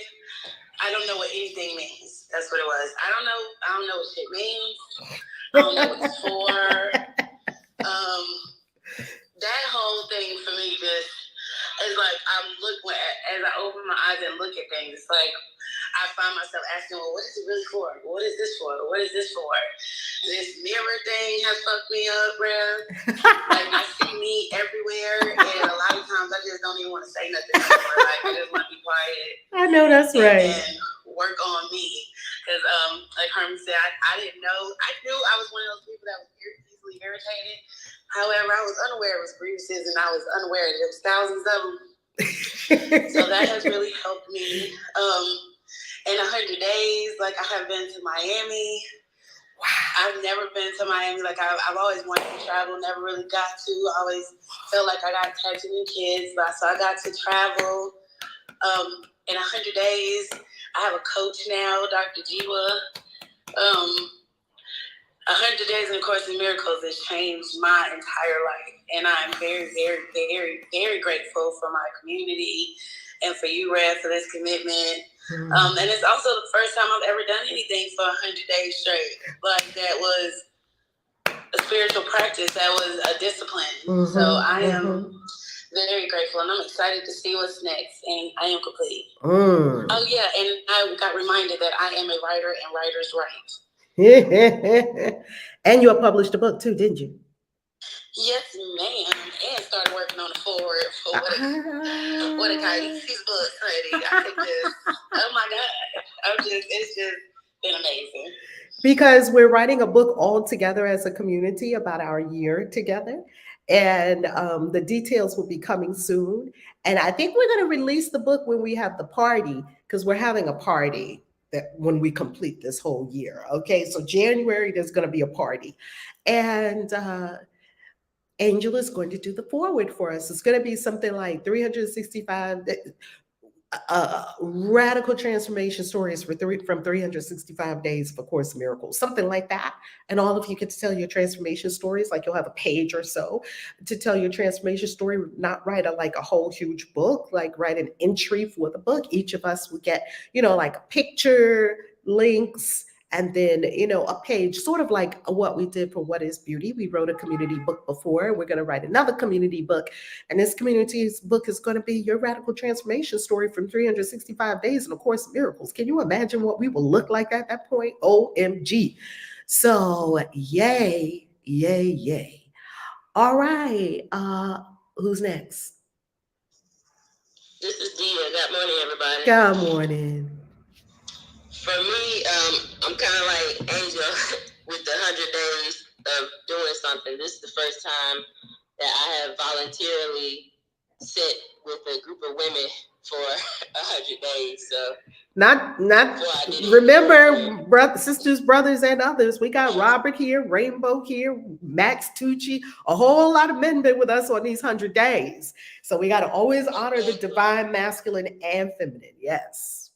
Yes, I don't forget about my brothers, but I wanted to make the point that when because I grew up with a brother, I'm always with my brothers, and I never acknowledged the women that I've been around. So I was just thankful for having done that over the 100 days. Beautiful. My lessons that I learned were that even though our phrase is an untrained mind can accomplish nothing, I reverse that for myself to say that a trained mind can accomplish everything. And I look at, because I learned to forgive and be happy because of the lessons from A Course in Miracles, I was able to let go of all of my thinking of my past mistakes, and start taking action to accomplish the goals that I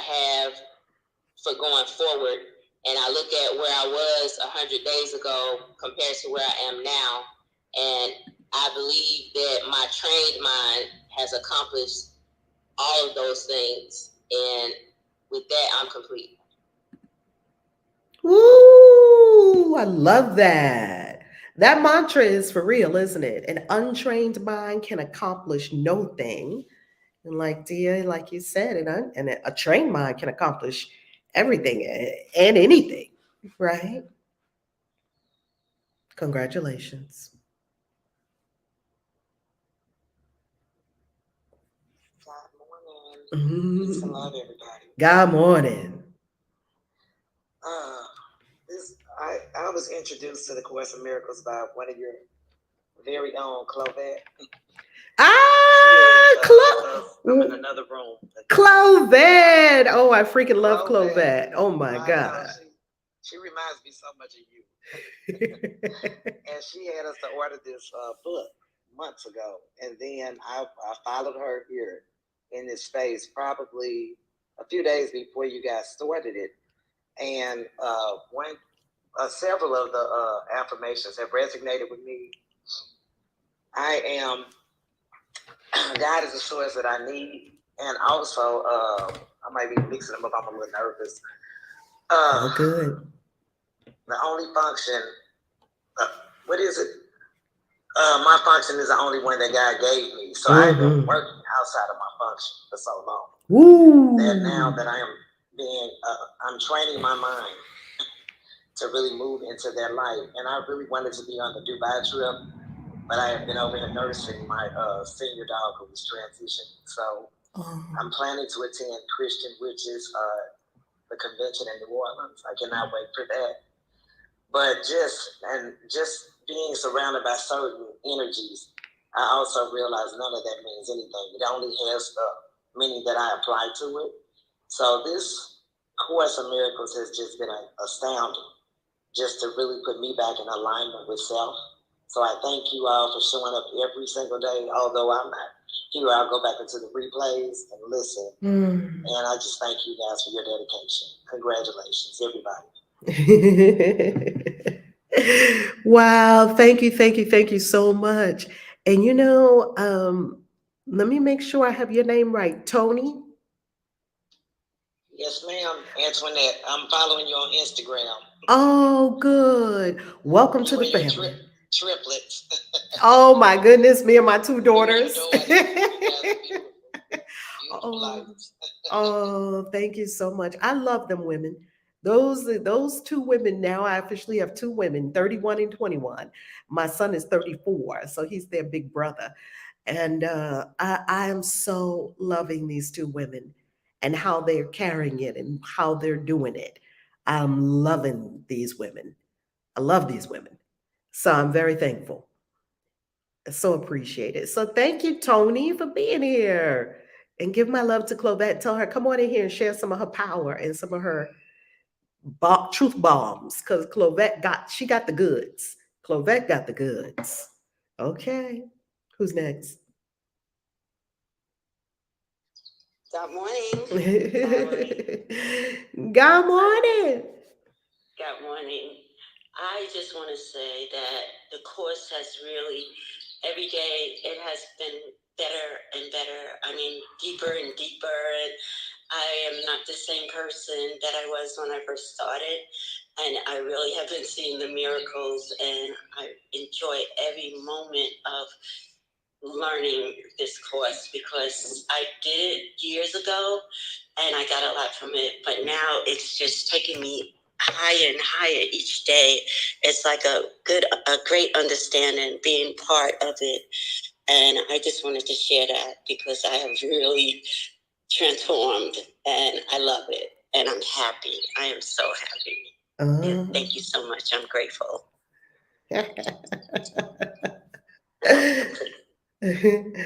Barbara, we are going to be in our opening reception at Dubai Quantum Leap 2 weeks from today. Can you believe it, Barbara? 2 weeks from today, Barbara. I'm so happy. I can't believe it.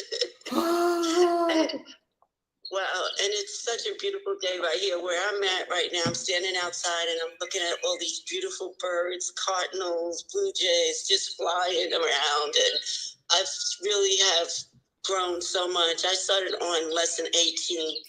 And since then, I just look forward every morning to this. I study the text the text last night. I was studying it, and it's just like everything is just clicking together, and I just feel so much joy that to know the connection, the big self. And the other day I was talking to Sharon, and I said, you know what I found out what the fear is.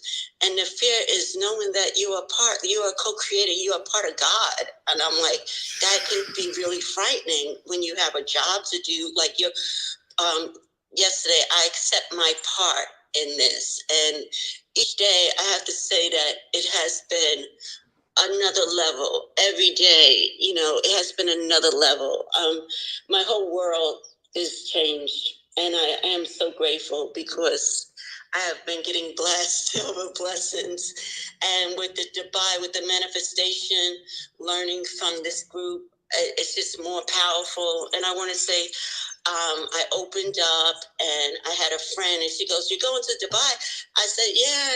She said, "I want to support you." And I'm like, "Really?" She says, "What do you need?" Well, I said, "Well, the most thing that I need is money." So she says, "Okay, I'm going to cash app you $400. And when you get over there, if you need money, or no, she didn't even say if you need it. She said, when you get over there, I'll send you some more."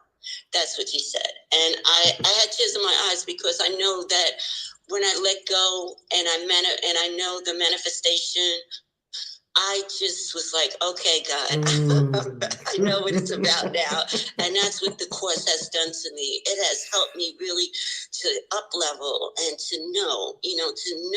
And to me, that's what helped. That's why I'm so grateful for this course, because I up leveled. Thank you. And I'm complete. You up leveled and you received according to what you decided, because you decided that you were going, right? And then after you decided you were going, here come all the resources. How did that come together? That came together because you said, just say yes. Yes. If you say yes to it, then everything will happen. And then to trust that the fear is what blocks things. And I was like, okay, when it starts coming up where different things be coming in my mind, I have to let that go. I have to say, no, I'm not going to think like this, because I know God got me. And I know that everything's going to be all right, because I have seen at the last minute, the last day, that resources and different things that I needed. Not only did my friends send me the money, I have my stepmother gave me gifts. She says, "Here, you can use this on a plane. Here's a pillow to use on a plane. Here's an eye." She gave me a thing to block out the light, eye covering, and a toothbrush that is a sonic toothbrush that you can just put a portable toothbrush. And I said, "Wow, this is great," because it had a cover, and she gave me gifts. So, and then my mom's going, "Okay, I'll send you some money," So it's just been a fantastic journey of learning and the course. And it is, to me, it is miracles. Miracles are happening all the time. And I'm just so grateful for these miracles, because I'm trusting and I'm allowing. And now, with being part of God's plan, part of the plan that He has, the salvation, His salvation, that has helped me to realize that connection. The connection is just so awesome. And just letting all of this other stuff that's not necessary, letting all of that go, because it doesn't help me, and being in that love walk, to just open up my heart, which one thing from getting up every morning, and I do the witch's hour, that has helped me so much, because before I started the course, I wasn't really able to sit down and meditate. I did it, but it wasn't a deep, like getting connected. And one day we did a meditation with the open heart. And I just felt something, and I felt like, wow, we really can because I didn't give up on myself, but I kind of gave up because at my age, I'm 62 years old, right? And I've been into health, I've been into spiritual, I've been talking to people, and people curse me out because I'll tell them about healing, and people will curse me, just doing things and not eating, and I said, I'm not going to help, I'm not going to do anything. But from this course, I learned that just your prayers, just my prayers can help. And I felt that energy of just being able to help others by just praying, just connecting. In the morning when you did the meditation one day, and we were meditating and just sending out love and being love. I really feel that love, and I'm just so grateful for that. I really am. I don't want to take up too much time, but I just wanted to share how much this course has helped me to being connected. 222 was awesome. I'm still getting information from 222. I'm still feeling that portal that opened up on that day, and that manifestation. And one thing I did too with the three, when you said write down the three goals, one of them was, God, what would you have me to do? What would you have me to say? Where would you have me to be? And then in the course, I think it was, I don't remember exactly what lesson it was, but it said this, it was exactly what I wanted to do. Whatever he wants me to do, that's what I want to do. And I feel good about that. I feel love. It ain't even about, it's not about me. You know, it's about the love that he has put in us to share and to open and to be able to pray. And one thing he revealed to me was my blessings were coming from the fact that I would pray for others. And I learned years ago, like 40 years ago, I learned I was praying for someone. And what I prayed, they wanted something. And what I prayed for them, it happened for me. So I said, I know praying will help. Praying helps sending out that energy for others. I'm severe. Love it. All our Dubai peeps, 2 weeks from today, on Sunday night in Dubai, we have our all-white party at our spot. Our spot is gorgeous. Oh, our spot in Dubai. Woo, family. And if you're not going to Dubai, send some prayers and love. Send some gifts to people that are going to Dubai. Ask them, hey, what's your Cash App? Because I'm going to energetically connect myself with you in Dubai. And that's going to be my connector. Oh, I got the God bumps right now. Throw them $25. Throw them $20. Because you know that you are energetically connected.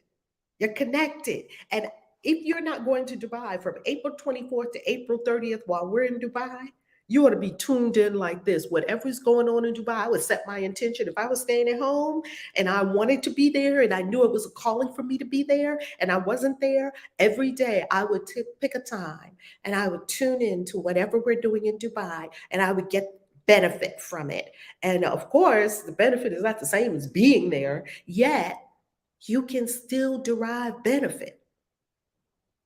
This is energy. It's not going to be the same as being there because nothing's the same as being there. It's that you can still access the flow from wherever you are, non-locally. Who's next? Good morning, good morning. This is Zakia. Good morning, good morning. Good morning. Good morning. 100 days. Oh my gosh, amazing. Like so many others that have gone before me, I don't think I've ever done something consistently for 100 days, especially get up early in the morning. Because I'm a night person. I like being up during the nighttime, and so morning is like when I want to get some sleep. But this has just been amazing.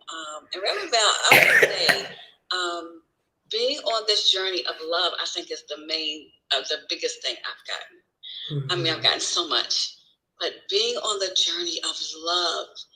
Every day I'm hearing love. Every day I'm expressing that that's who I am. Every day I'm learning I am spirit. That lesson, I am spirit, was so profound for me when I had to go into my, I don't even call it work anymore. I call it my service of assignment for now. But when I went into my service of assignment, I needed that day, I am spirit. Because I was faced with a lot of negativity around me, and I just incorporated what I was seeing around me as I am spirit and you are too. I am spirit and you are too. And I just keep reminding myself of that. And forgiveness. And I've been working with beautiful Dr. Jiwa, and I think it was on the day when we were talking about the grievances. And I said, I don't have any grievances. I don't know. I ain't got nothing against nobody. And then I started talking to her. She said, that's a grievance. That's a grievance? Absolutely, that's a grievance. So I'm learning that I do have lots of grievances. But I'm learning to identify them. And when they come up, I can easily say, oh, that's a grievance. I'm releasing that. Thank you, God. I'm love. I'm love. I am love. So when you always say how you loving, most of the people say, how you doing? How's going on? I am more in tune now with why you say those beautiful words. How you loving? How you loving? I'm loving fantastic. I'm loving being loved. So now I have a new way of greeting people and expressing who I am. It has really magnificently altered my life, and I'm just so grateful. And I'm so grateful to be with all of these beautiful souls who are growing together. And I love it here on Clubhouse because we don't mind sharing our stuff so that others can grow too. So all is in divine order, and I am grateful. So I'm complete. Thank you.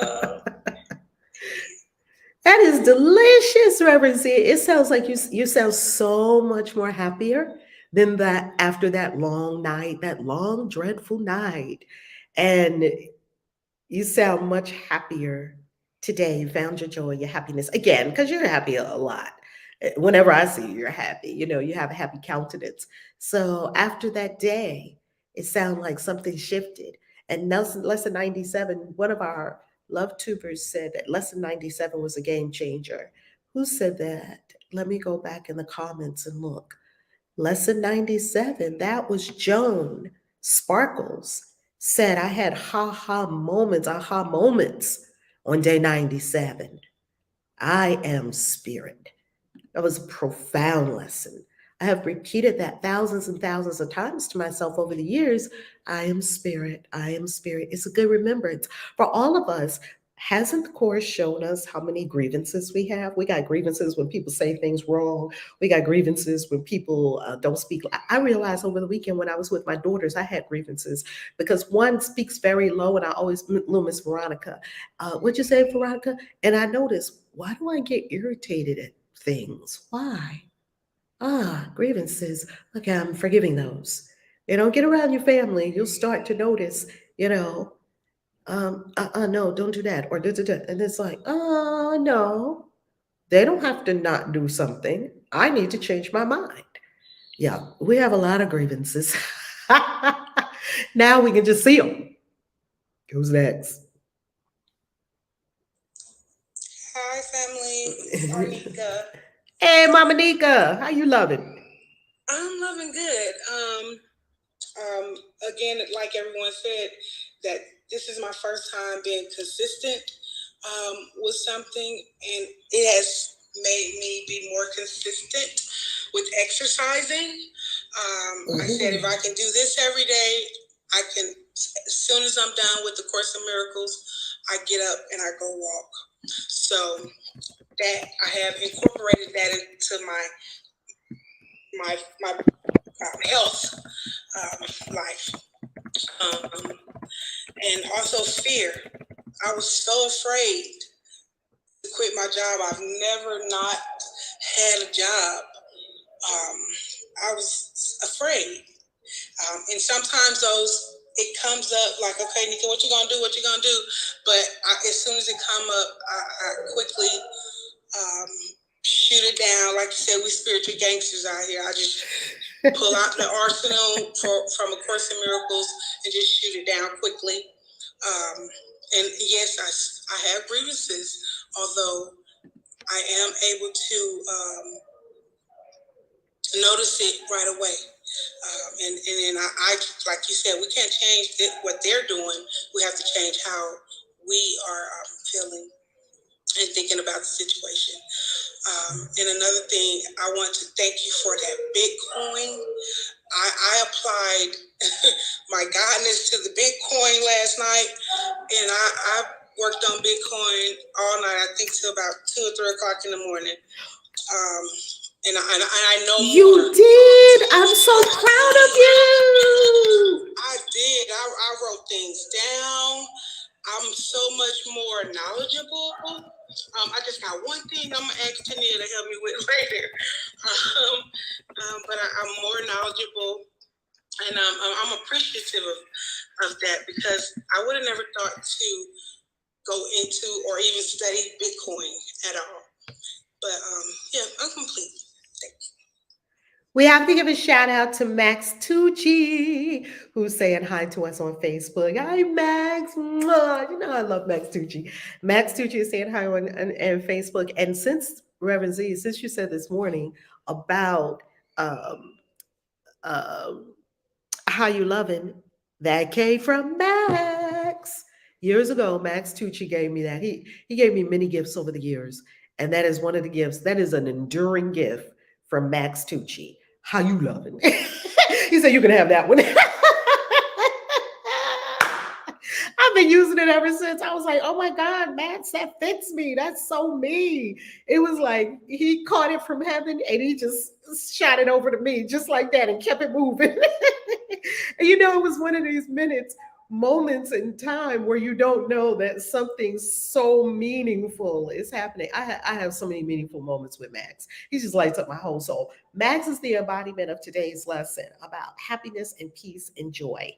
He's the embodiment of that because he's just a bundle of joy. So by all means, Reverend Z, whenever I say how you loving, think of Max Tucci too.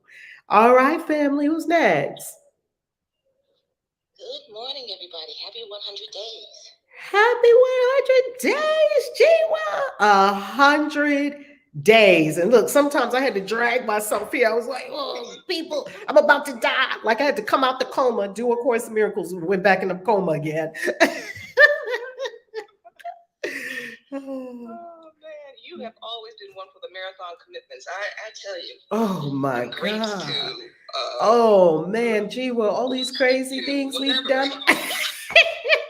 40 days of grapes. Girl, by day 25, I was so mad I didn't know what to do with myself. I was like, I'm not doing this. And then I kept on. They just give me so much discipline, and I just gained so much, Right. Discipline.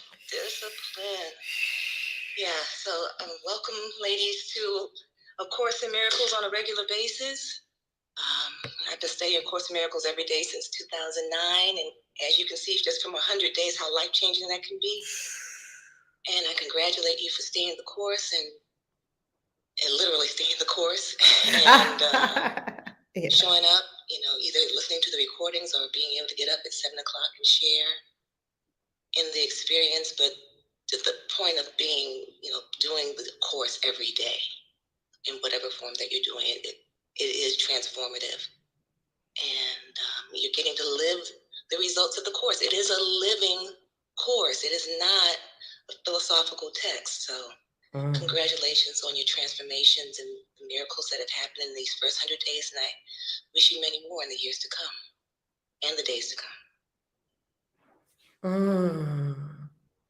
Delicious.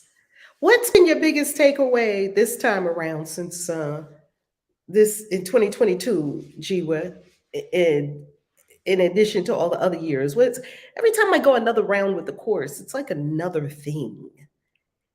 My biggest takeaway is the whole idea of free will and how it doesn't make any sense to do any kind of will except will with God. That's the biggest takeaway that I've gotten from this year. Just I've read it over and over again. I will with God. I will with you, God. My will is yours, God. It's all there in the course. But for whatever reason this year, it was just an up-leveling for me of really checking in and seeing what is this you want me to do, as opposed to doing what I want to do, or thinking that I'm doing your will, thinking that I'm doing your will by saying, oh, I guess this will be a good idea without asking first. So developing a relationship, my intent in coming into 2022 was about partnership and with a real focus on my primary relationship, which is my relationship with my higher self. In developing a relationship where I learn to trust those nudgings and inklings and follow through on them, and have a stronger dialogue, because it is a dialogue. It's not just a one-way thing. You can talk to your higher self and your Holy Spirit at any point in time during your day. In fact, they're waiting for you to check in and see what is needed, as opposed to going through what you want to do, because again, they can never impose their will on you. You always have to ask what is it that you would do on their behalf, because they never impose anything on you. That's the biggest takeaway. My free will, and I'm willing with God.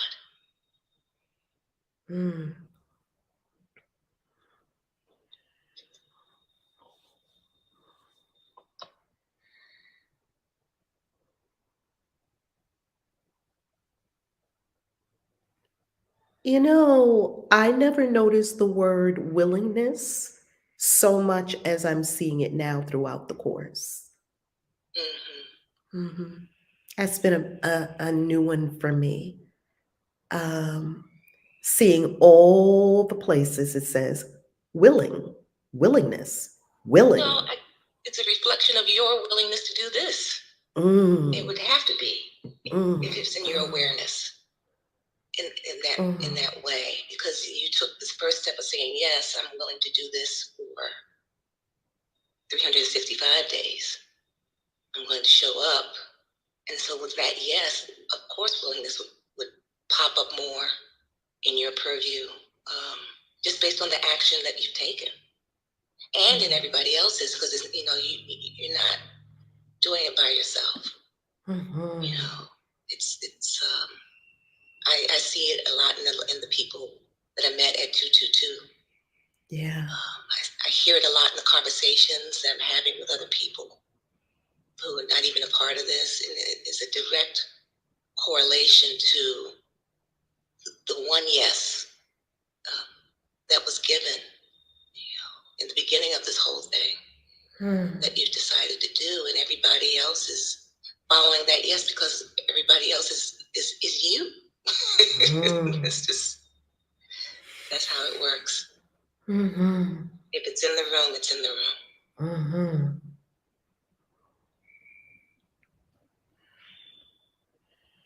A divine gift. A divine gift. How many times did I get a download and I didn't say yes? I was saying, nah, I don't know. Right? How many times? I've done that a lot. I'm not going to do that anymore, because we don't know the breadth and depth of our yes. We don't know what's on the other side of our yes, right? Definitely. That's the paradox, isn't it? That's the paradox. You think you know. Excuse me. Let's see. Okay, I usually do two. Yeah. Third one shouldn't. Clearing. I know, clearing energy. I was going to say, what was I ready to say?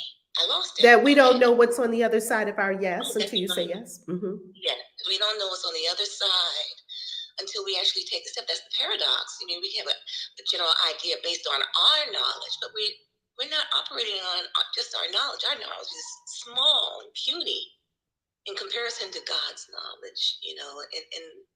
In the unfolding of God's knowledge within us, we have to continue to say yes, because then our knowledge expands to match God's each time we say yes. Each time we say yes, it expands, because now we're moving beyond our experience and experiencing the full breadth and depth of what God has in store for us. So yeah, never underestimate the power of your yes, and the resistance that comes up with the physical pains or the accidents that you go on the way to doing something that's your yes, or the delays or anything else. Just keep walking, keep saying yes and mean it. And on the other side of it, you'll be so glad that you did. I can speak from personal experience on that. It's you know it's transformative and life changing. It's always a pivot. You can always look back at the yeses and see, oh, this is where this transformed, or this is how my life transformed in this way. But your yeses never disappoint. So I'm thankful for your yes. I'm thankful for everybody's yes on here, and I'm thankful for my yes. The yes of saying yes, I'm going to be a student of A Course in Miracles. That yes, I took back in 2008, and decided that I was going to read it every day, and I have done that, and it gets better each year. It gets better each year. We talk about 100-day commitment. How about the years-long commitment all of us have made? And all of us in the room, regardless of how long you've been reading, of course, you've made a commitment to life because you're still in it for decades, right? Mm-hmm. Yeah, and the whole age thing, I know a lot of the ladies on here are above 50, above 60, and, based on what the world is saying, that is advanced age. You're doing things that you've never done before in it, quote unquote, advanced age. But, just like everything else that's in this world is an illusion, that is not of God, is an illusion. Age is just an illusion too, and you're young in spirit, since you are spirit. Spirit has no age, and so just keep moving. Do not be deterred by what people say about age.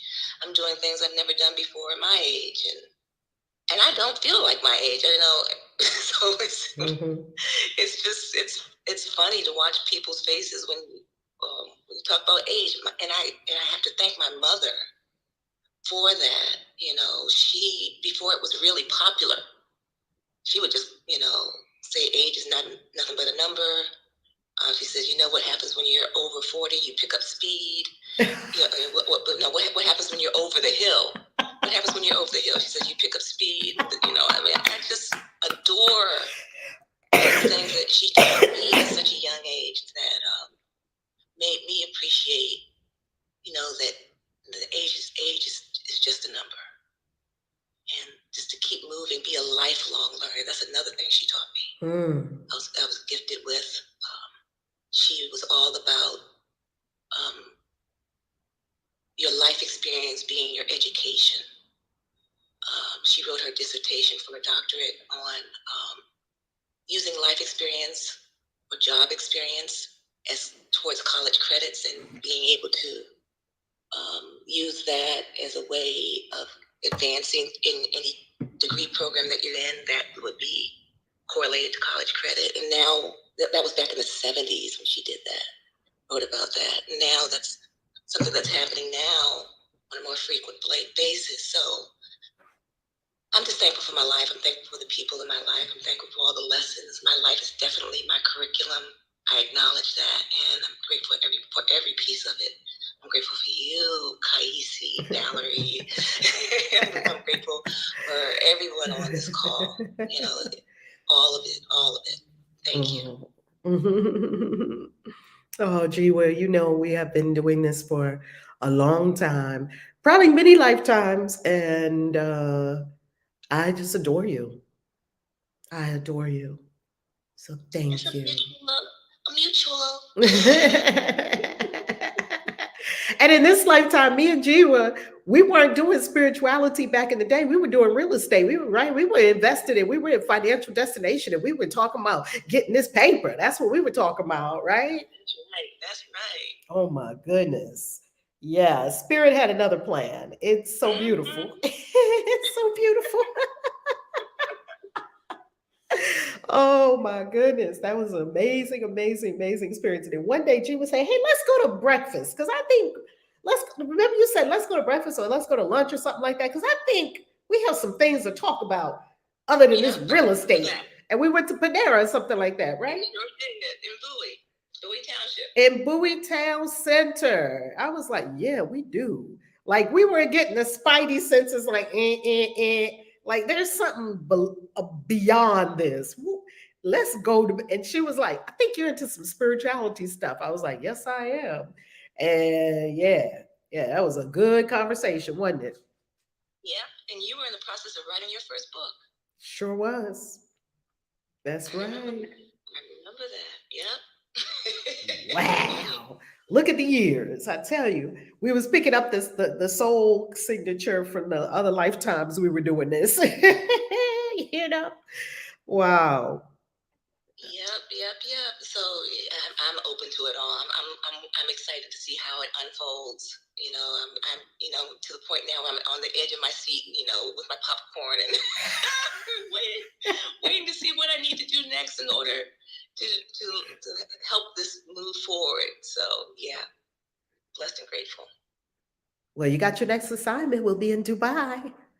So yes, you ready for Dubai? Girl. We leave next week. I leave next week. You leave next week, right? Well, so interesting because I'm going to be leaving this week because I have some obligations to take care of before I'm going to Sedona for a Circles of Light trip for a few days. And then I'm on my way to Miami to see a client and work with him and his wife. And then from Miami, I go to Dubai. So yeah, it's a whirlwind. I'll be out and about for more than 2 weeks doing God's work. So it's great. It's great. Fulfilling God's plan all over the planet, doing my part in God's plan for salvation. Yeah, and so this, oddly enough, of all the traveling that I've done, and I've been a lot of different places, this is the first time I'm traveling by myself. It's amazing. To a destination.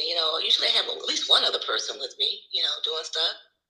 This is the first time I'm traveling overseas by myself, and I'm stopping on the way back through Istanbul.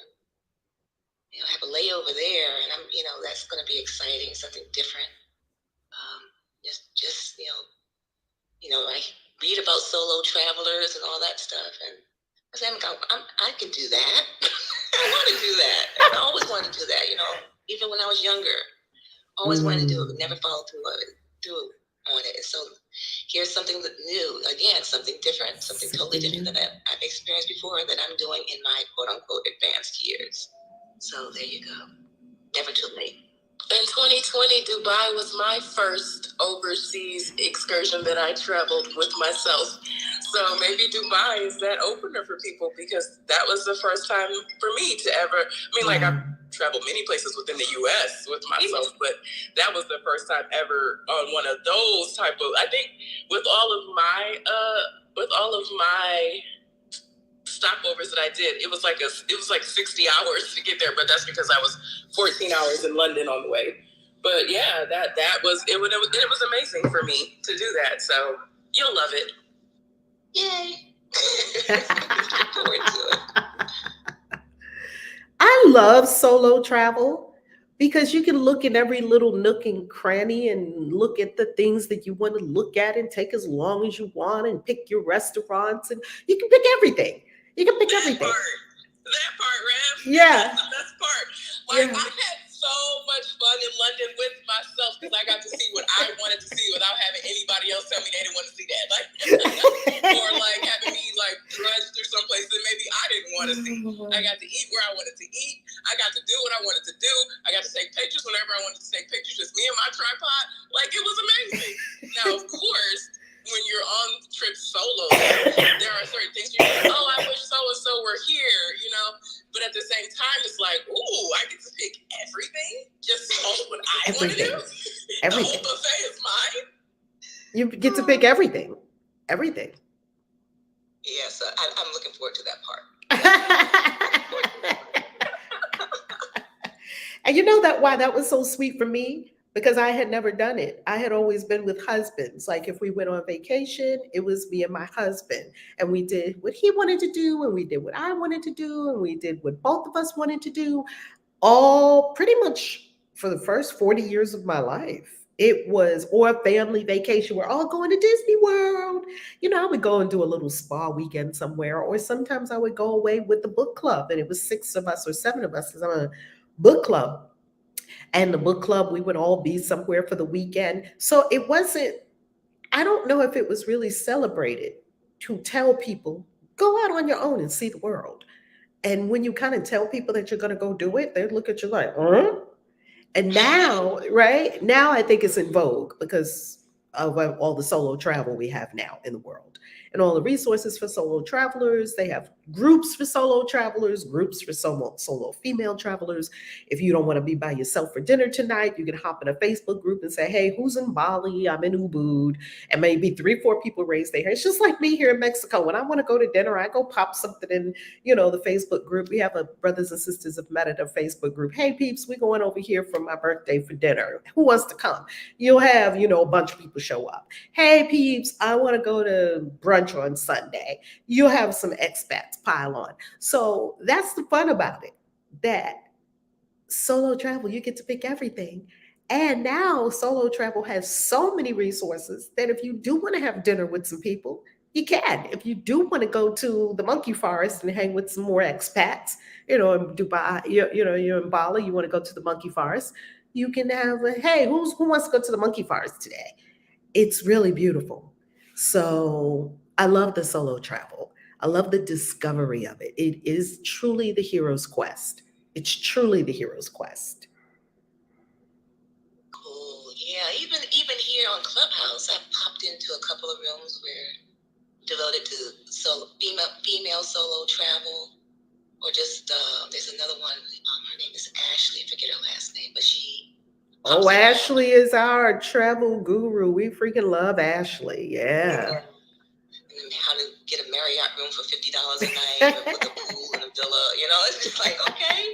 So yeah, it's and now that Bali is open, I'm looking forward to going there solo. Or maybe not so solo, because I know everybody else wants to go to Bali too, so I may end up having other people with me. I'm going with you to Bali, Dr. Jiwa, because I need to have the monkeys steal my chaga. I'm just saying. Do you know that I have been waiting on bated breath for Bali to open? Like every so often I'll be on YouTube. Is Bali open? But I've been waiting for 2 years for Bali to open. For 2 years. And I did not want to get that visa. There is a visa that you can get. You get it to Bali. Expats could get it. I could have got the visa. I just didn't feel the inspiration to get that visa. I knew Bali was going through a healing experience, and Bali has healed so many people, including myself, of so many things. And so Bali itself probably needed a cleansing and clearing of all of us. When you have there's a little boat, well, Bali is an island, so of course there's water everywhere, and then there's lakes and everything. Well, and there's rivers, all of it in Bali. Do you know that when there was a boat, there were these boats that were in this section where they take you on rides on like this lake area in Bali. And they're propellers. And every so often they have to stop with the propellers because the propellers are covered in plastic bags. I do believe Bali needed a 2-year timeout to clean up and their sanitation. Have you been to Bali yet, Jiwa? Oh yeah, loved it. It was yeah. It's heaven as far as I'm concerned. It's my soul home.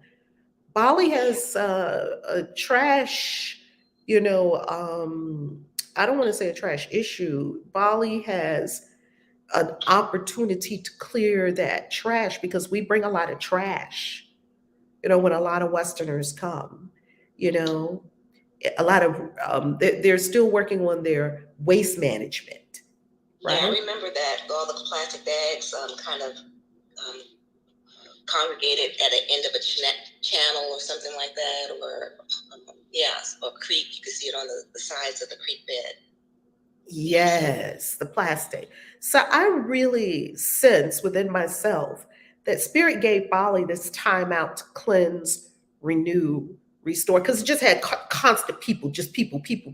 Not during the rainy season, of course, but constant people. I've been to Bali several times lived in Bali for 33 days. It was incredible. And oh my God, now we get to go to Bali again. And really, oh, wait till we do retreats to Bali. It's incredible, incredible.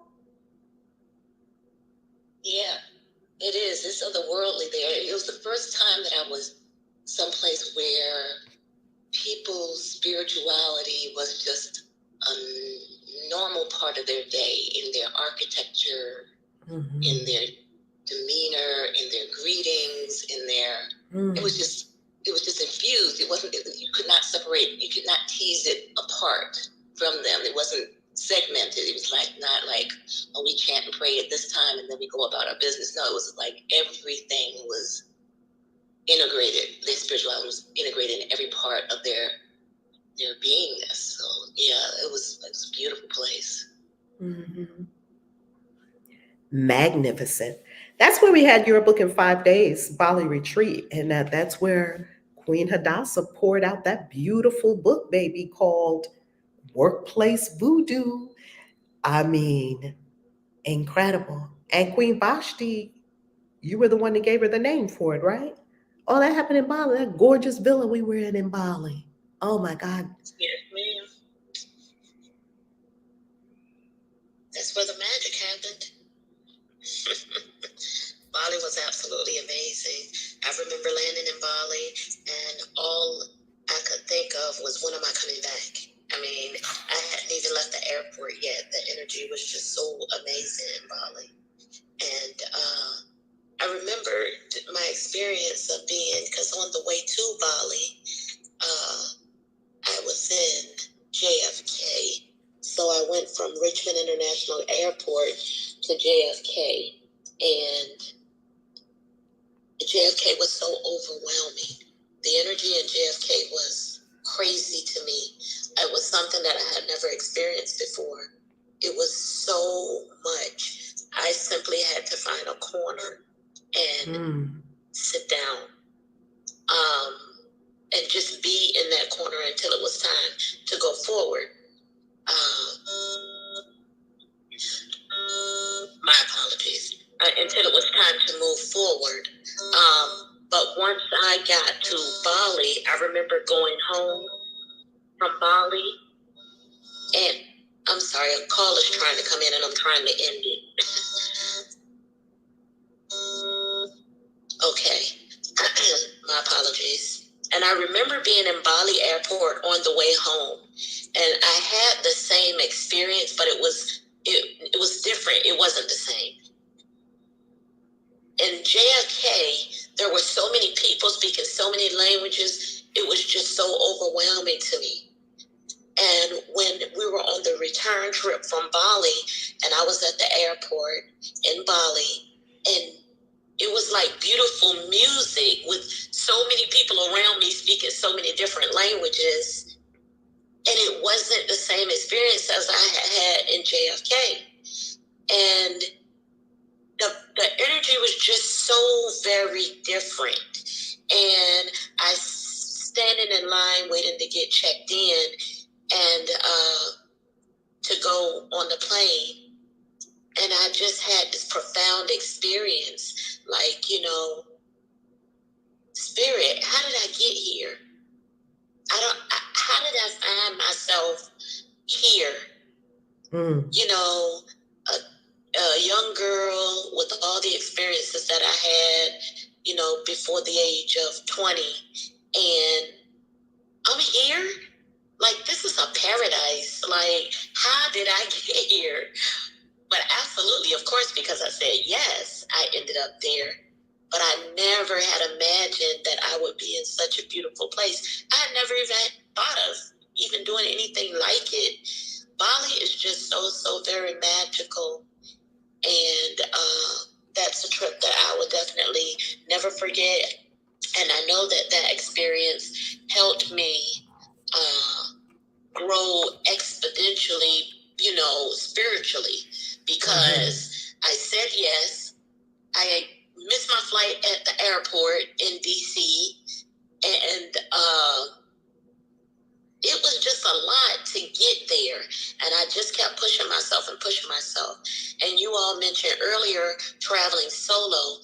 I love to travel solo, and I meet up with the group when I get there, because for me, it's not just about being in your destination. It's about all the wonderful things that happen before you even get there. And I just want to absorb all of that. I don't want anybody talking to me about anything crazy. I just want to be in my experience. So normally I travel alone to destinations, whether it's in the state or whether it's out of the country, because I want to take it all in. It's all a part of the experience for me.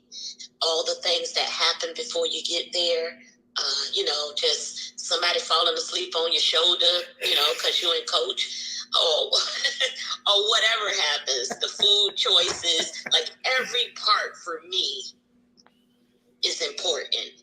Like, okay, what food choices are they going to give us? Because, on international flights, ain't no telling what you're about to get. If you're, going to China, or maybe you're on a French airline, or maybe you're on a China or an Oriental airline. You get the food that's with that country. That's right. So that's an experience for me too. And I know some people that would not survive if they don't have the choices that they would like. So I take it all in. I love it all. And I'll never forget Bali and those temples and taking pictures and just all of us being there. It was an amazing trip. I love it. I can't wait to get back to Bali. So when did you say they open again, Coach? Well, it just opened again. They had like a step-by-step opening. So all this is just occurring like in the last couple of months here in 2022. It was open to people that wanted to get a certain kind of visa. Like if you were an expat or you're, a digital nomad or something like that, all countries kind of have a program for you to be able to come in and do that, because they know digital nomads support the local economy. So you could still get in that way. Yet now we're talking about open to tourists. And one thing that I was happy too is that Bali was open to people who lived in Indonesia. So people from Jakarta were going to Bali. People from all over Indonesia were still going to Bali, which is good. So yeah, it's open now. It's open now. You just got to, of course, do your little papers and maybe do a stick up your nose. I don't know. But I think the stick up your nose is going away soon. Yeah, I hope so. The one thing that didn't happen that I wanted to happen was I didn't get a visa, because Bali, they do visa on arrival. And when I got there, they was like, oh, you don't need one, just go ahead. I was like, no, I want a stamp. I want proof. So they didn't give out the visas or the stamps that day. They were like, oh, you can just go ahead. So that's the one thing that I did not. Wait a minute, that is so funny. I'm the same way. And when I was in London, it was so funny. On my way to Dubai, I was in London for 14 hours. Saw all of London, but they wouldn't give me a stamp. I said, can I have a stamp, please? And they were like, oh, they said no. They said, we don't give those to the United States passports. So then it was so funny. On my way back from Dubai, I was in London again for 14 hours. And I was like, you know what? I'm getting this passport stamp. So I go and I say, can I have a passport stamp, please? And they said the same thing. We don't stamp U.S. passports. I said, but I really want a stamp. So I literally they said, okay, crazy lady. And they walked me. I had to walk. It seemed like 5 miles. Where they took me to this one special booth, and the guy was like, you really wanted a stamp, didn't you? I was like, yes. I promise you, it probably took an hour of walking, but I got that stamp. Like you were in London Heathrow Airport. I don't know what the whole name of the airport was, but yeah, I was at the London airport. And they told that me Heathrow Airport is ginormous. I had to walk for an hour to get this. That thing is ginormous. They probably took you to the other side of the whole airport. That's one of the biggest airports in the world. I wanted my stamp. That's like the pleasure of doing it. Like, that's one of the experiences of traveling abroad. Is I get this stamp. Yeah. Like, it's this visa. It's like I got proof. This is just, for me, that was the part.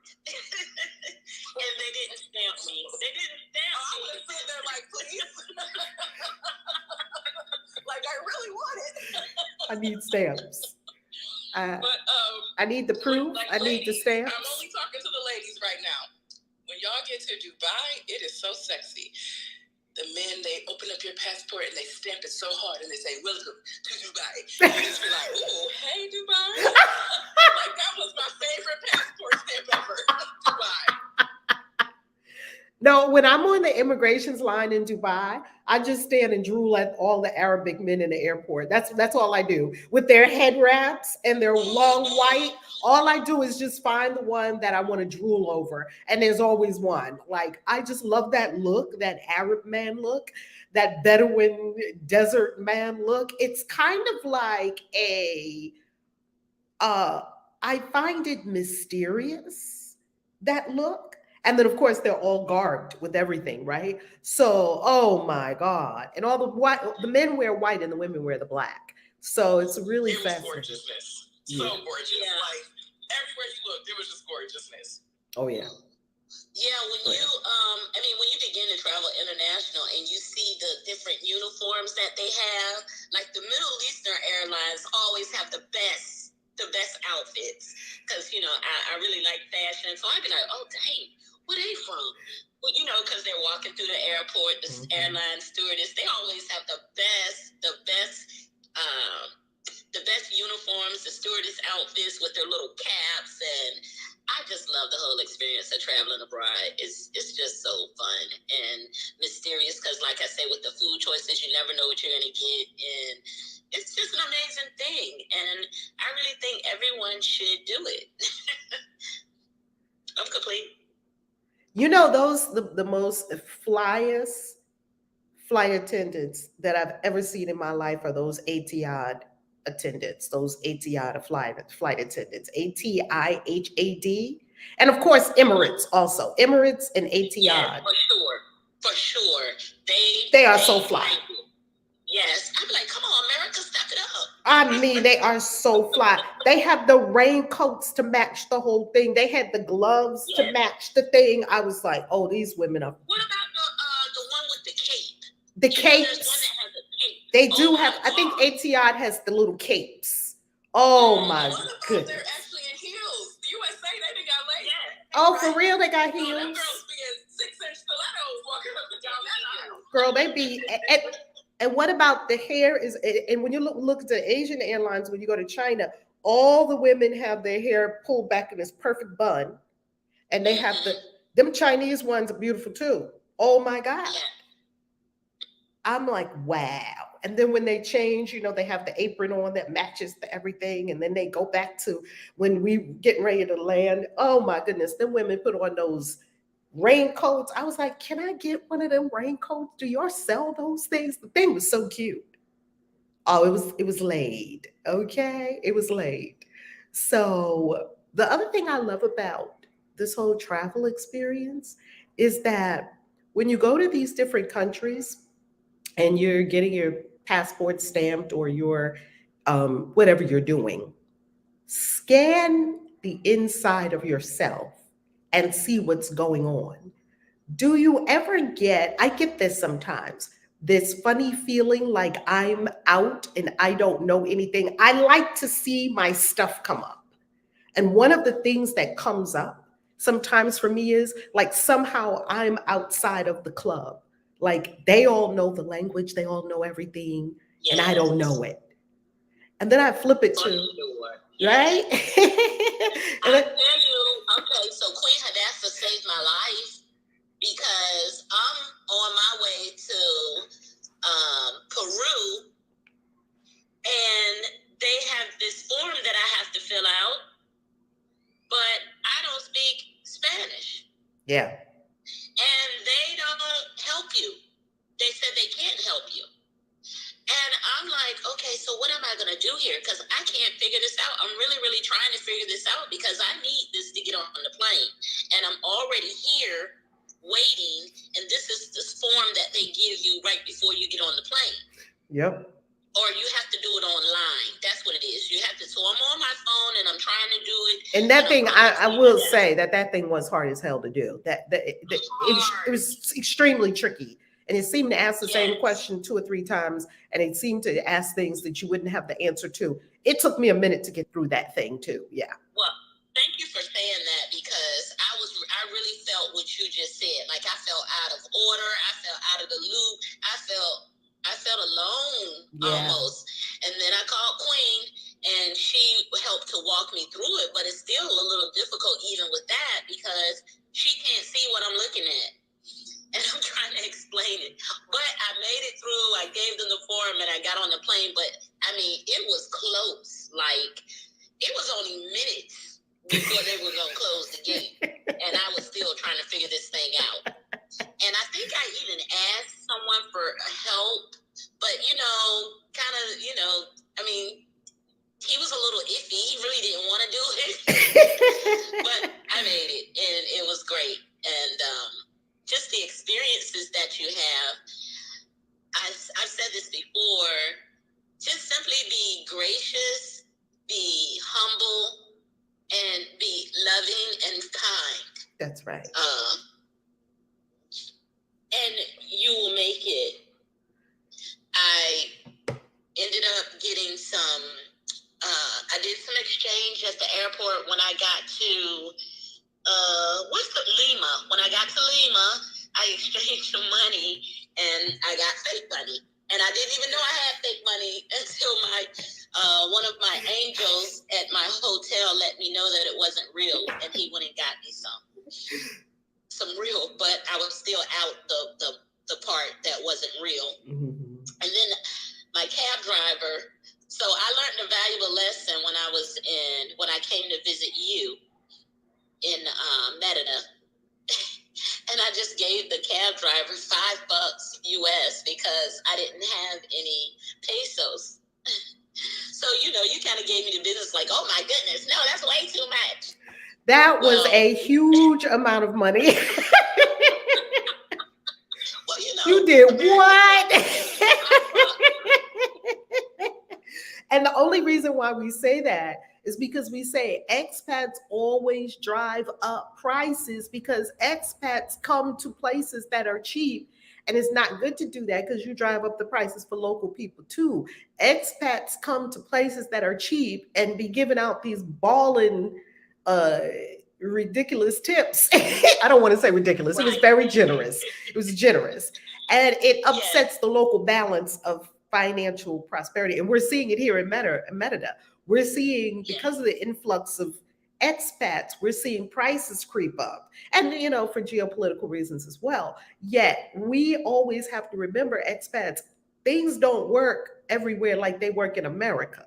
So if you're somewhere and 20 pesos is 20 pesos, I gave someone 50 pesos the other day for a tip. That was a lot of money, right?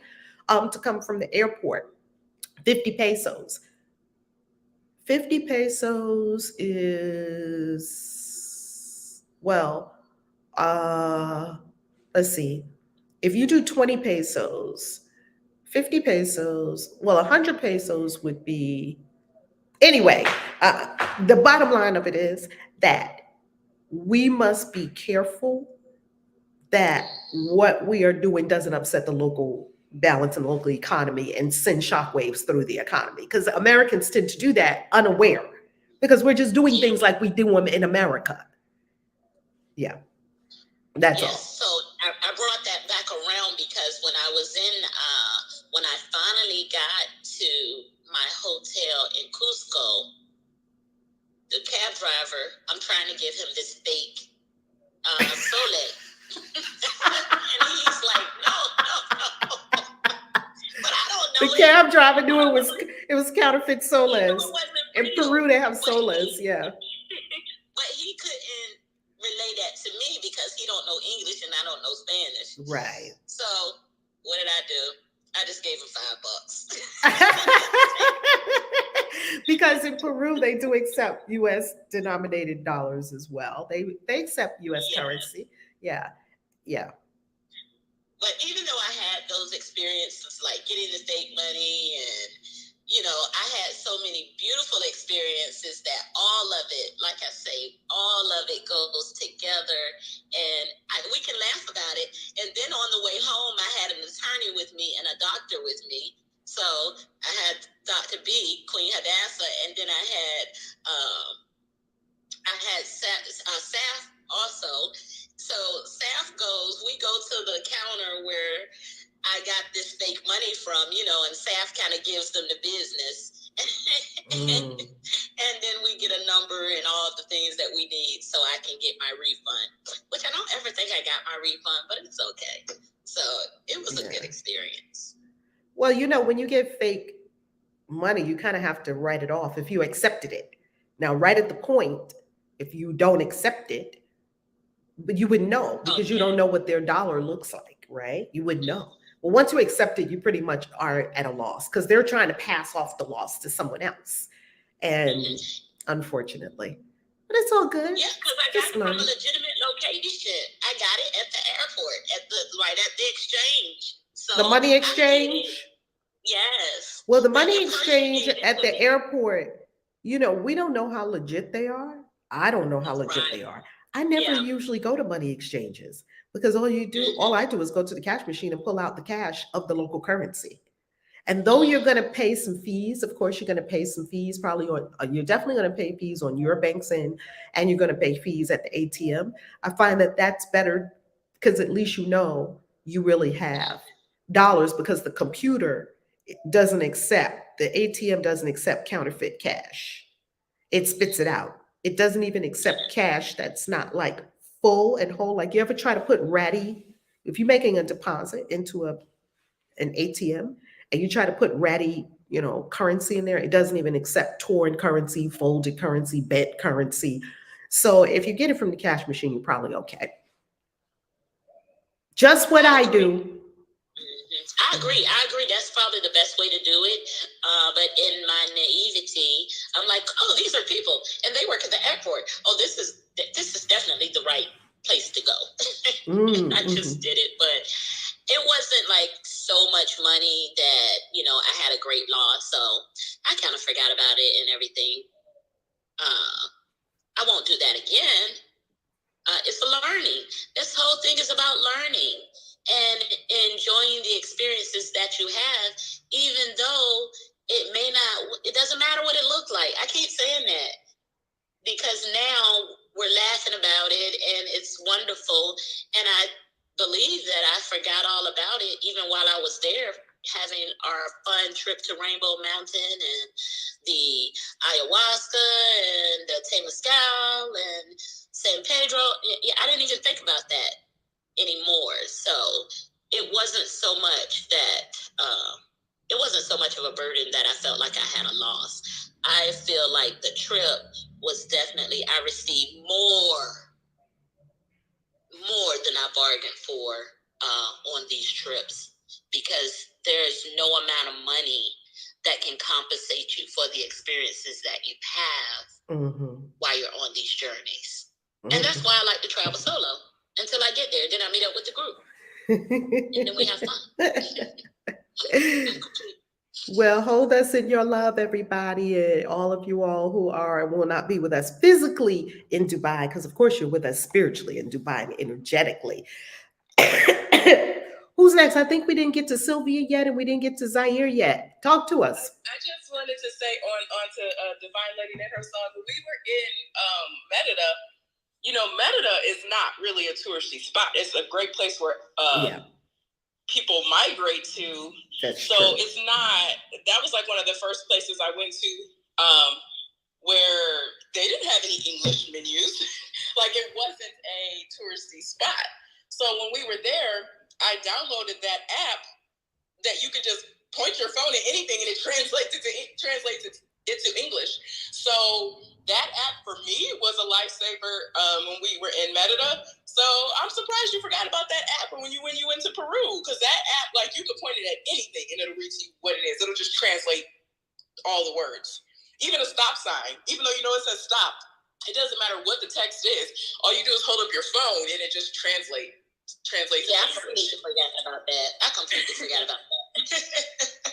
What's the name of that app? Taya. I'll have to go back and look through my apps. I haven't used it since Metadata, but I have to go back and look through my apps. But just Google translating app, and there are plenty that pop up, and most of them read for you. Well, that would have been great, Queen, because right on those bills, it said no value. And I was like, why would you pay these bills? It says no value right on it. But it said it in Spanish. But, get that app. It'll be great. It said it on the bill, no value? Yes, it did. Wow. Those was some interesting counterfeiters. Okay. They gave you monopoly money. That's exactly what it was, monopoly money. Yeah. Okay. All right, Sylvia and Zaire. How you loving? 100 days. Good morning. Good morning. Good morning. I am loving well. I'm loving well. I'm sustained by the love of God. It's one of my favorite lessons. And I am honored to be in this space. And I'm very, very grateful for you, Reverend Love. And there's a saying that goes, change your world and the world around you changes. And I kind of like to say, heal your world and the world around you heals. Mm-hmm. True. And what I have gotten through these 100 days is I've gotten breakthrough in vision, breakthrough in love, and more breakthrough in more deeper understanding, breakthrough in so many things, in relationships with myself, and in the healing stories that people share. I get to heal my own, and through mine, others get to heal theirs. Breakthrough in my family, just so many breakthroughs, and breakthrough in courage, because as I was as health returned to me, I knew what was unfolding before me as women were calling me and asking me to start up a group, and I didn't have the courage to do it because I didn't want to make the same mistakes as last time. But I'm happy to say that was one of my breakthroughs. Started my group this past week, and it was beautiful. The first session that we have of the 8 that we have scheduled was so phenomenal. And I was just there on Zoom with these 7 women, sitting in gratitude through a meditation, thinking of you. Thinking of you and the wonderful work that you do with this beautiful space that you have. And I am so grateful for all the spiritual lessons that come through, that I get to learn, that I get to heal myself deeper. And I didn't want to start a group because I thought, okay, I have to finish healing myself. But then at one point you said, it's okay to move forward and help people and continue to work on yourself. And I took that. And I am very grateful. I'm very blessed and I love you so much. And I love what you do for the world and how you enhance everybody's hearts and souls through this journey that life has called you, this curriculum that life has called you to take upon. And when I heard you the other day, and one of the sessions was really short, and your voice was sounding like you were going through something, and I held space for you that day. And I was just like, no. She was not meant to break. Mm. Someone said that about the song. No, Whitney indeed. Houston. No, indeed. You know, you are the strongest woman that I have. That I know I don't know you personally, but delete. But I know I don't know you personally. However, I know that you are. I can feel your strength. You are made of strength. You are made of power, and I am honored to be here. And all your all the wonderful people like Harmony and I don't know all the names. I apologize, but Coach Michelle and listening to Lady right now with the counterfeit money, and then right on top it said what it told her was no good and she couldn't read it. It's like, it fills my heart with so much joy because you guys can just laugh things off. Through your spiritual journeys, you can laugh things off, and you get that that's part of your curriculum, and I just love it. And thank you for everything you do. And I am complete. Mm. Delicious, Sylvia. Yeah, Sylvia, I was in an intense healing experience. It was so bad. All I did was sleep in the bed, get up, do a Course in Miracles, and get back in the bed. It was that intense. And it lasted right after we came back from, I wasn't even back yet, all the way back to Mexico from, from Las Vegas. And it started that Tuesday. And I tell you one thing, it was a very profound learning lesson, very profound. All things are lessons God would have me learn. That's what it is. Um, it's not anything that's going to kill your family. It's not anything like that. They're simply lessons God would have you learn. What am I learning here? And every so often, you just get uh, like a tap, like get into bed.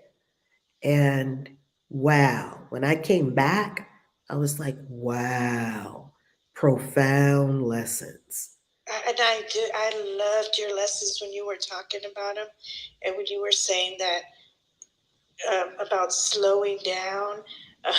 You remind me of Speedy Gonzalez, who has no slowing down pace. But I mean, not delete. And I was like, wow, she's just so amazing.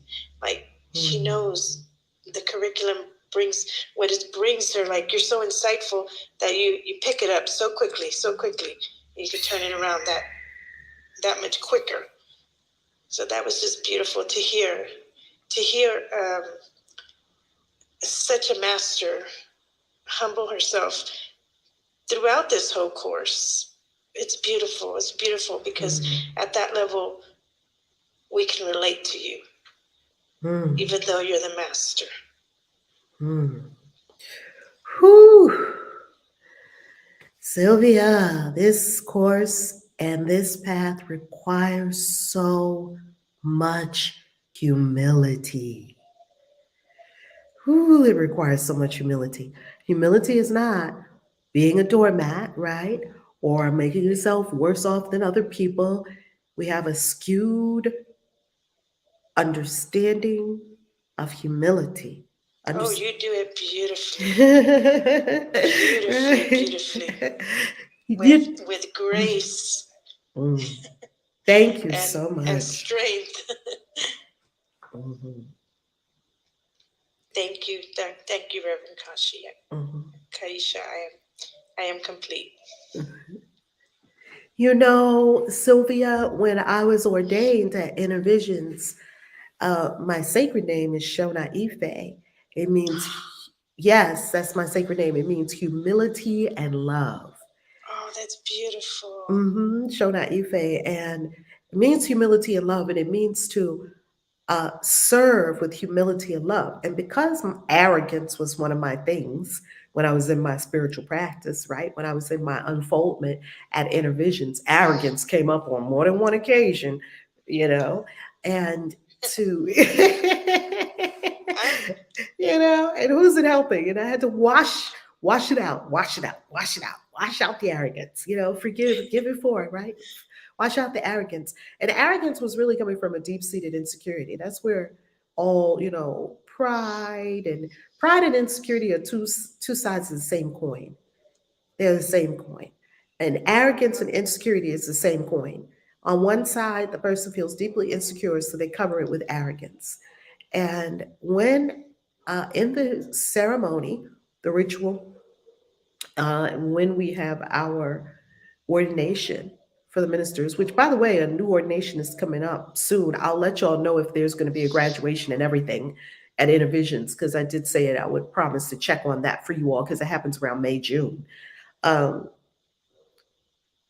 Mama Ia says, when she says what your name is, without revealing the processes behind the scenes, she then says out loud, and everyone at the service hears this: rise to the essence of your name. Once she says your name over the microphone to everyone present, and then she says, rise to the essence of your name. And it is very profound because after that, I went on an intense study of humility because I understood that there was a gift for me in humility. And what did I need to learn from this name? And how is I going to rise to the essence of this name? How is I going to do that? What did that mean? How do you rise and be humble at the same time? And sure enough, I find that Hume, H-U-M, Hume, like in humus and hummus, and it means of the earth, of the earth. That's what that root word of humility means. It means being grounded. It means being like a tree, roots solidly on the ground, in the ground, deep in the ground. And then you go high, high, high, high, high, high from being solidly rooted, from being of the earth. Oh, so beautiful. Isn't that beautiful? Yes. So beautiful. Thank you. Mm-hmm. Ashe. Thank you, Sylvia. You are a blessing. So happy you're here every day. So happy you're here every day. Zaire, wrap us up. What you got from these 100 days? Oh yeah. So, hey y'all. For me, big congrats to you for the 100 days and more. Cause you still got some more, so that's really awesome that we are here. I can't believe it happened. It happened so fast. I'm like, wow, Yeah. we had 100 days already. One of my biggest things that I've actually finding myself use like quite frequently throughout my days is the all things are lessons to be learned. So that's one of my biggest things that I'm picking up on. Like when certain things happen throughout my day, I'm like, all right, all things are lessons to be learned. What is this trying to teach me? And so that's definitely always bringing me back into remembrance that I am just spirit, and let me learn this lesson. So that's been one of my biggest takeaways, even though it's so many more that I'm using throughout the times as we're doing this. But that was the first thing that popped to me when the question was proposed. So that's mine. It's spicy. Congratulations. Have you ever done anything 100 days straight like this? A lot of us are saying this, even if we have done videos. Your videos. Yes, I did that 2 times, 100 days straight videos, yes. Is your discipline up after doing these? Now, this is the third thing you've done for 100 days straight. Is your discipline up? Are you more, is our character becoming better because we're here, more disciplined? Yeah. Absolutely. Yes. And confidence. And it definitely boosted my confidence because I actually told myself I was going to do it and I did it. And so that just made me just proud of myself, and definitely the discipline as well, and helping me with just being committed, because that's something that I'm still working through, is keeping my commitments. Love that. Love that. Before we go to the Galactic Signature, I have to give a big announcement for Ascension. Ascension, we are about to go into a new phase that you will love. And this new phase, of course, we have our Bitcoin class coming up on the 3rd Thursday of the month. So look out for that. Our third Thursday of the month, we added a new class for Ascension. Ascension is the only mystery school magical program on the planet that I know of that gives you spirituality, wealth, and destiny. Gives you all three. And so far, we've focused very heavily on wealth. We focused on the first few lessons in the mystery school. We're going deeper into the mystery school with magic. And now we're also going to focus on destiny. We're going to actually be giving you the blueprint for how you serve the world. If you're an author, what that would look like. If you're a retreat leader, what that would look like. We're talking about branding. We're talking about websites. We're talking about offerings. We're talking about some behind the scenes things that I do and that we do and that other transformational people in the transformational space do to run their business. We're about to go into a whole new phase in Ascension. If you're not in Ascension, then you need to run to ValerieLove.com. When you get there to ValerieLove.com, you will see right there on the very first page is Ascension. And when you click Show Me Ascension, you will see. And this past week with Ascension, we got to hear from a lot of the members and the steps that you all have been taking in Ascension. And you also get to see here a lot of the things that we have in the Ascension program. And Ascension is about to become even more fire. Ascension members, you also know that we have a free event coming up for you, July 30th. It's a Bitcoin event. It's Bitcoin Day, and it's all about Bitcoin. And you're going to go so deep into Bitcoin, how to get free Bitcoin, how to live on Bitcoin, how to live the Bitcoin standard, how to transact in Bitcoin, how to get paid in Bitcoin in your business, set your business up to be a Bitcoin business. Some of the best tips, tricks, strategies, tools, how to keep track of your Bitcoin, how to store your Bitcoin, all of it. It is completely free to Ascension members. It's at ValerieLove.com right now. If you go there right now and you click on global events, you just scroll down and right here you see Dubai registration is closed. Christian Witches Convention. And then here you are going to see Bitcoin Saturday, July 30th in Washington, D.C. It's a one-day live event. And one thing about it is you do have to register. Even if you are in Ascension and you're coming for free, and of course, if you're in Ascension, you can bring a spouse free or one partner, your partner free with you. If you are in Ascension, you still have to register, okay?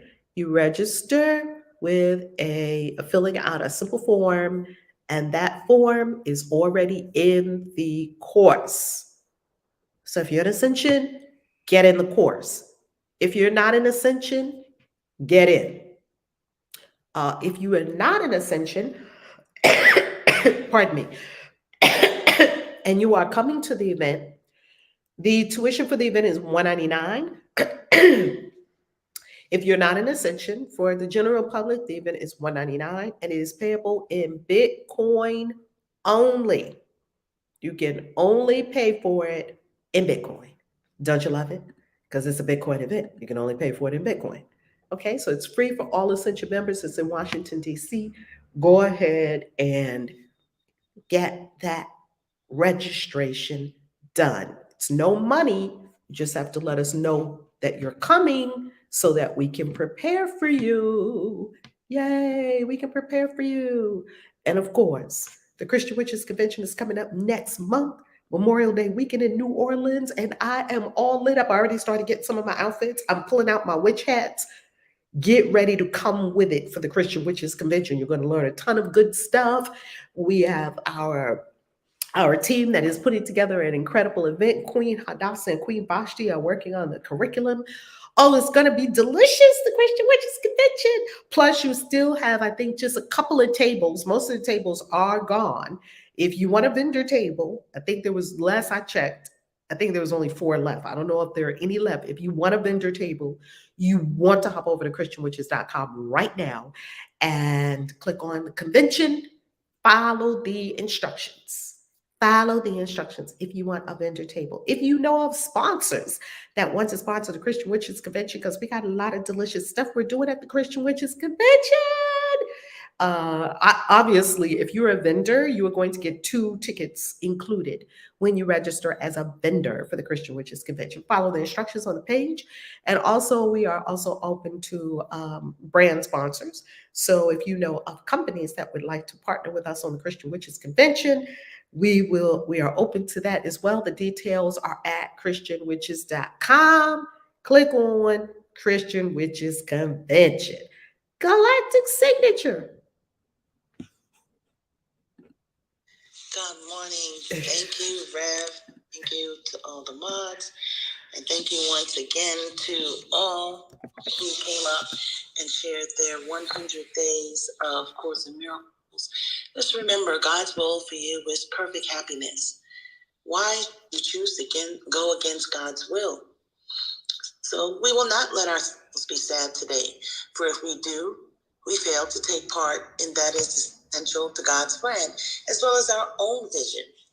So today, Rev, I invited Zaire to read the Galactic Signature, and she graciously accepted. We were in Kin 222, and if you're ready, Zaire, go right ahead.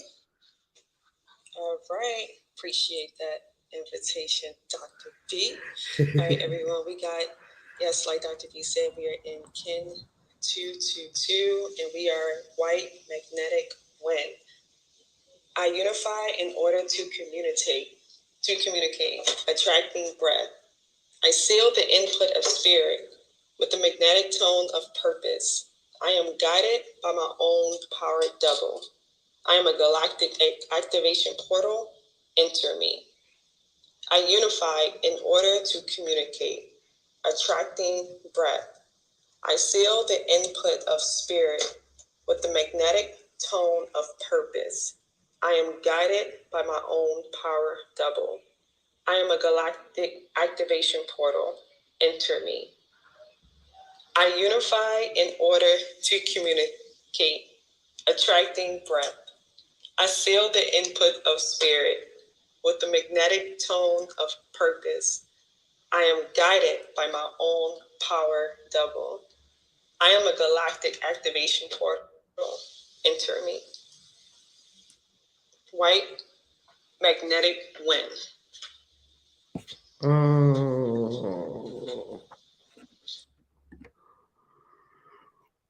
Thank you. Queen Hadassah. I was just saying thank you. I am growing leadership among our family, so it was wonderful to have Zaire read today. Thank you so much, and thank you all of you. Of course, thank you. Yay, y'all run the whole thing so I can go lay on the beach. Okay, yay. Everybody send some love to my love tubers and the Facebookers. Send some love to the whole world. Love you. Love your family. Have a beautiful Sunday. God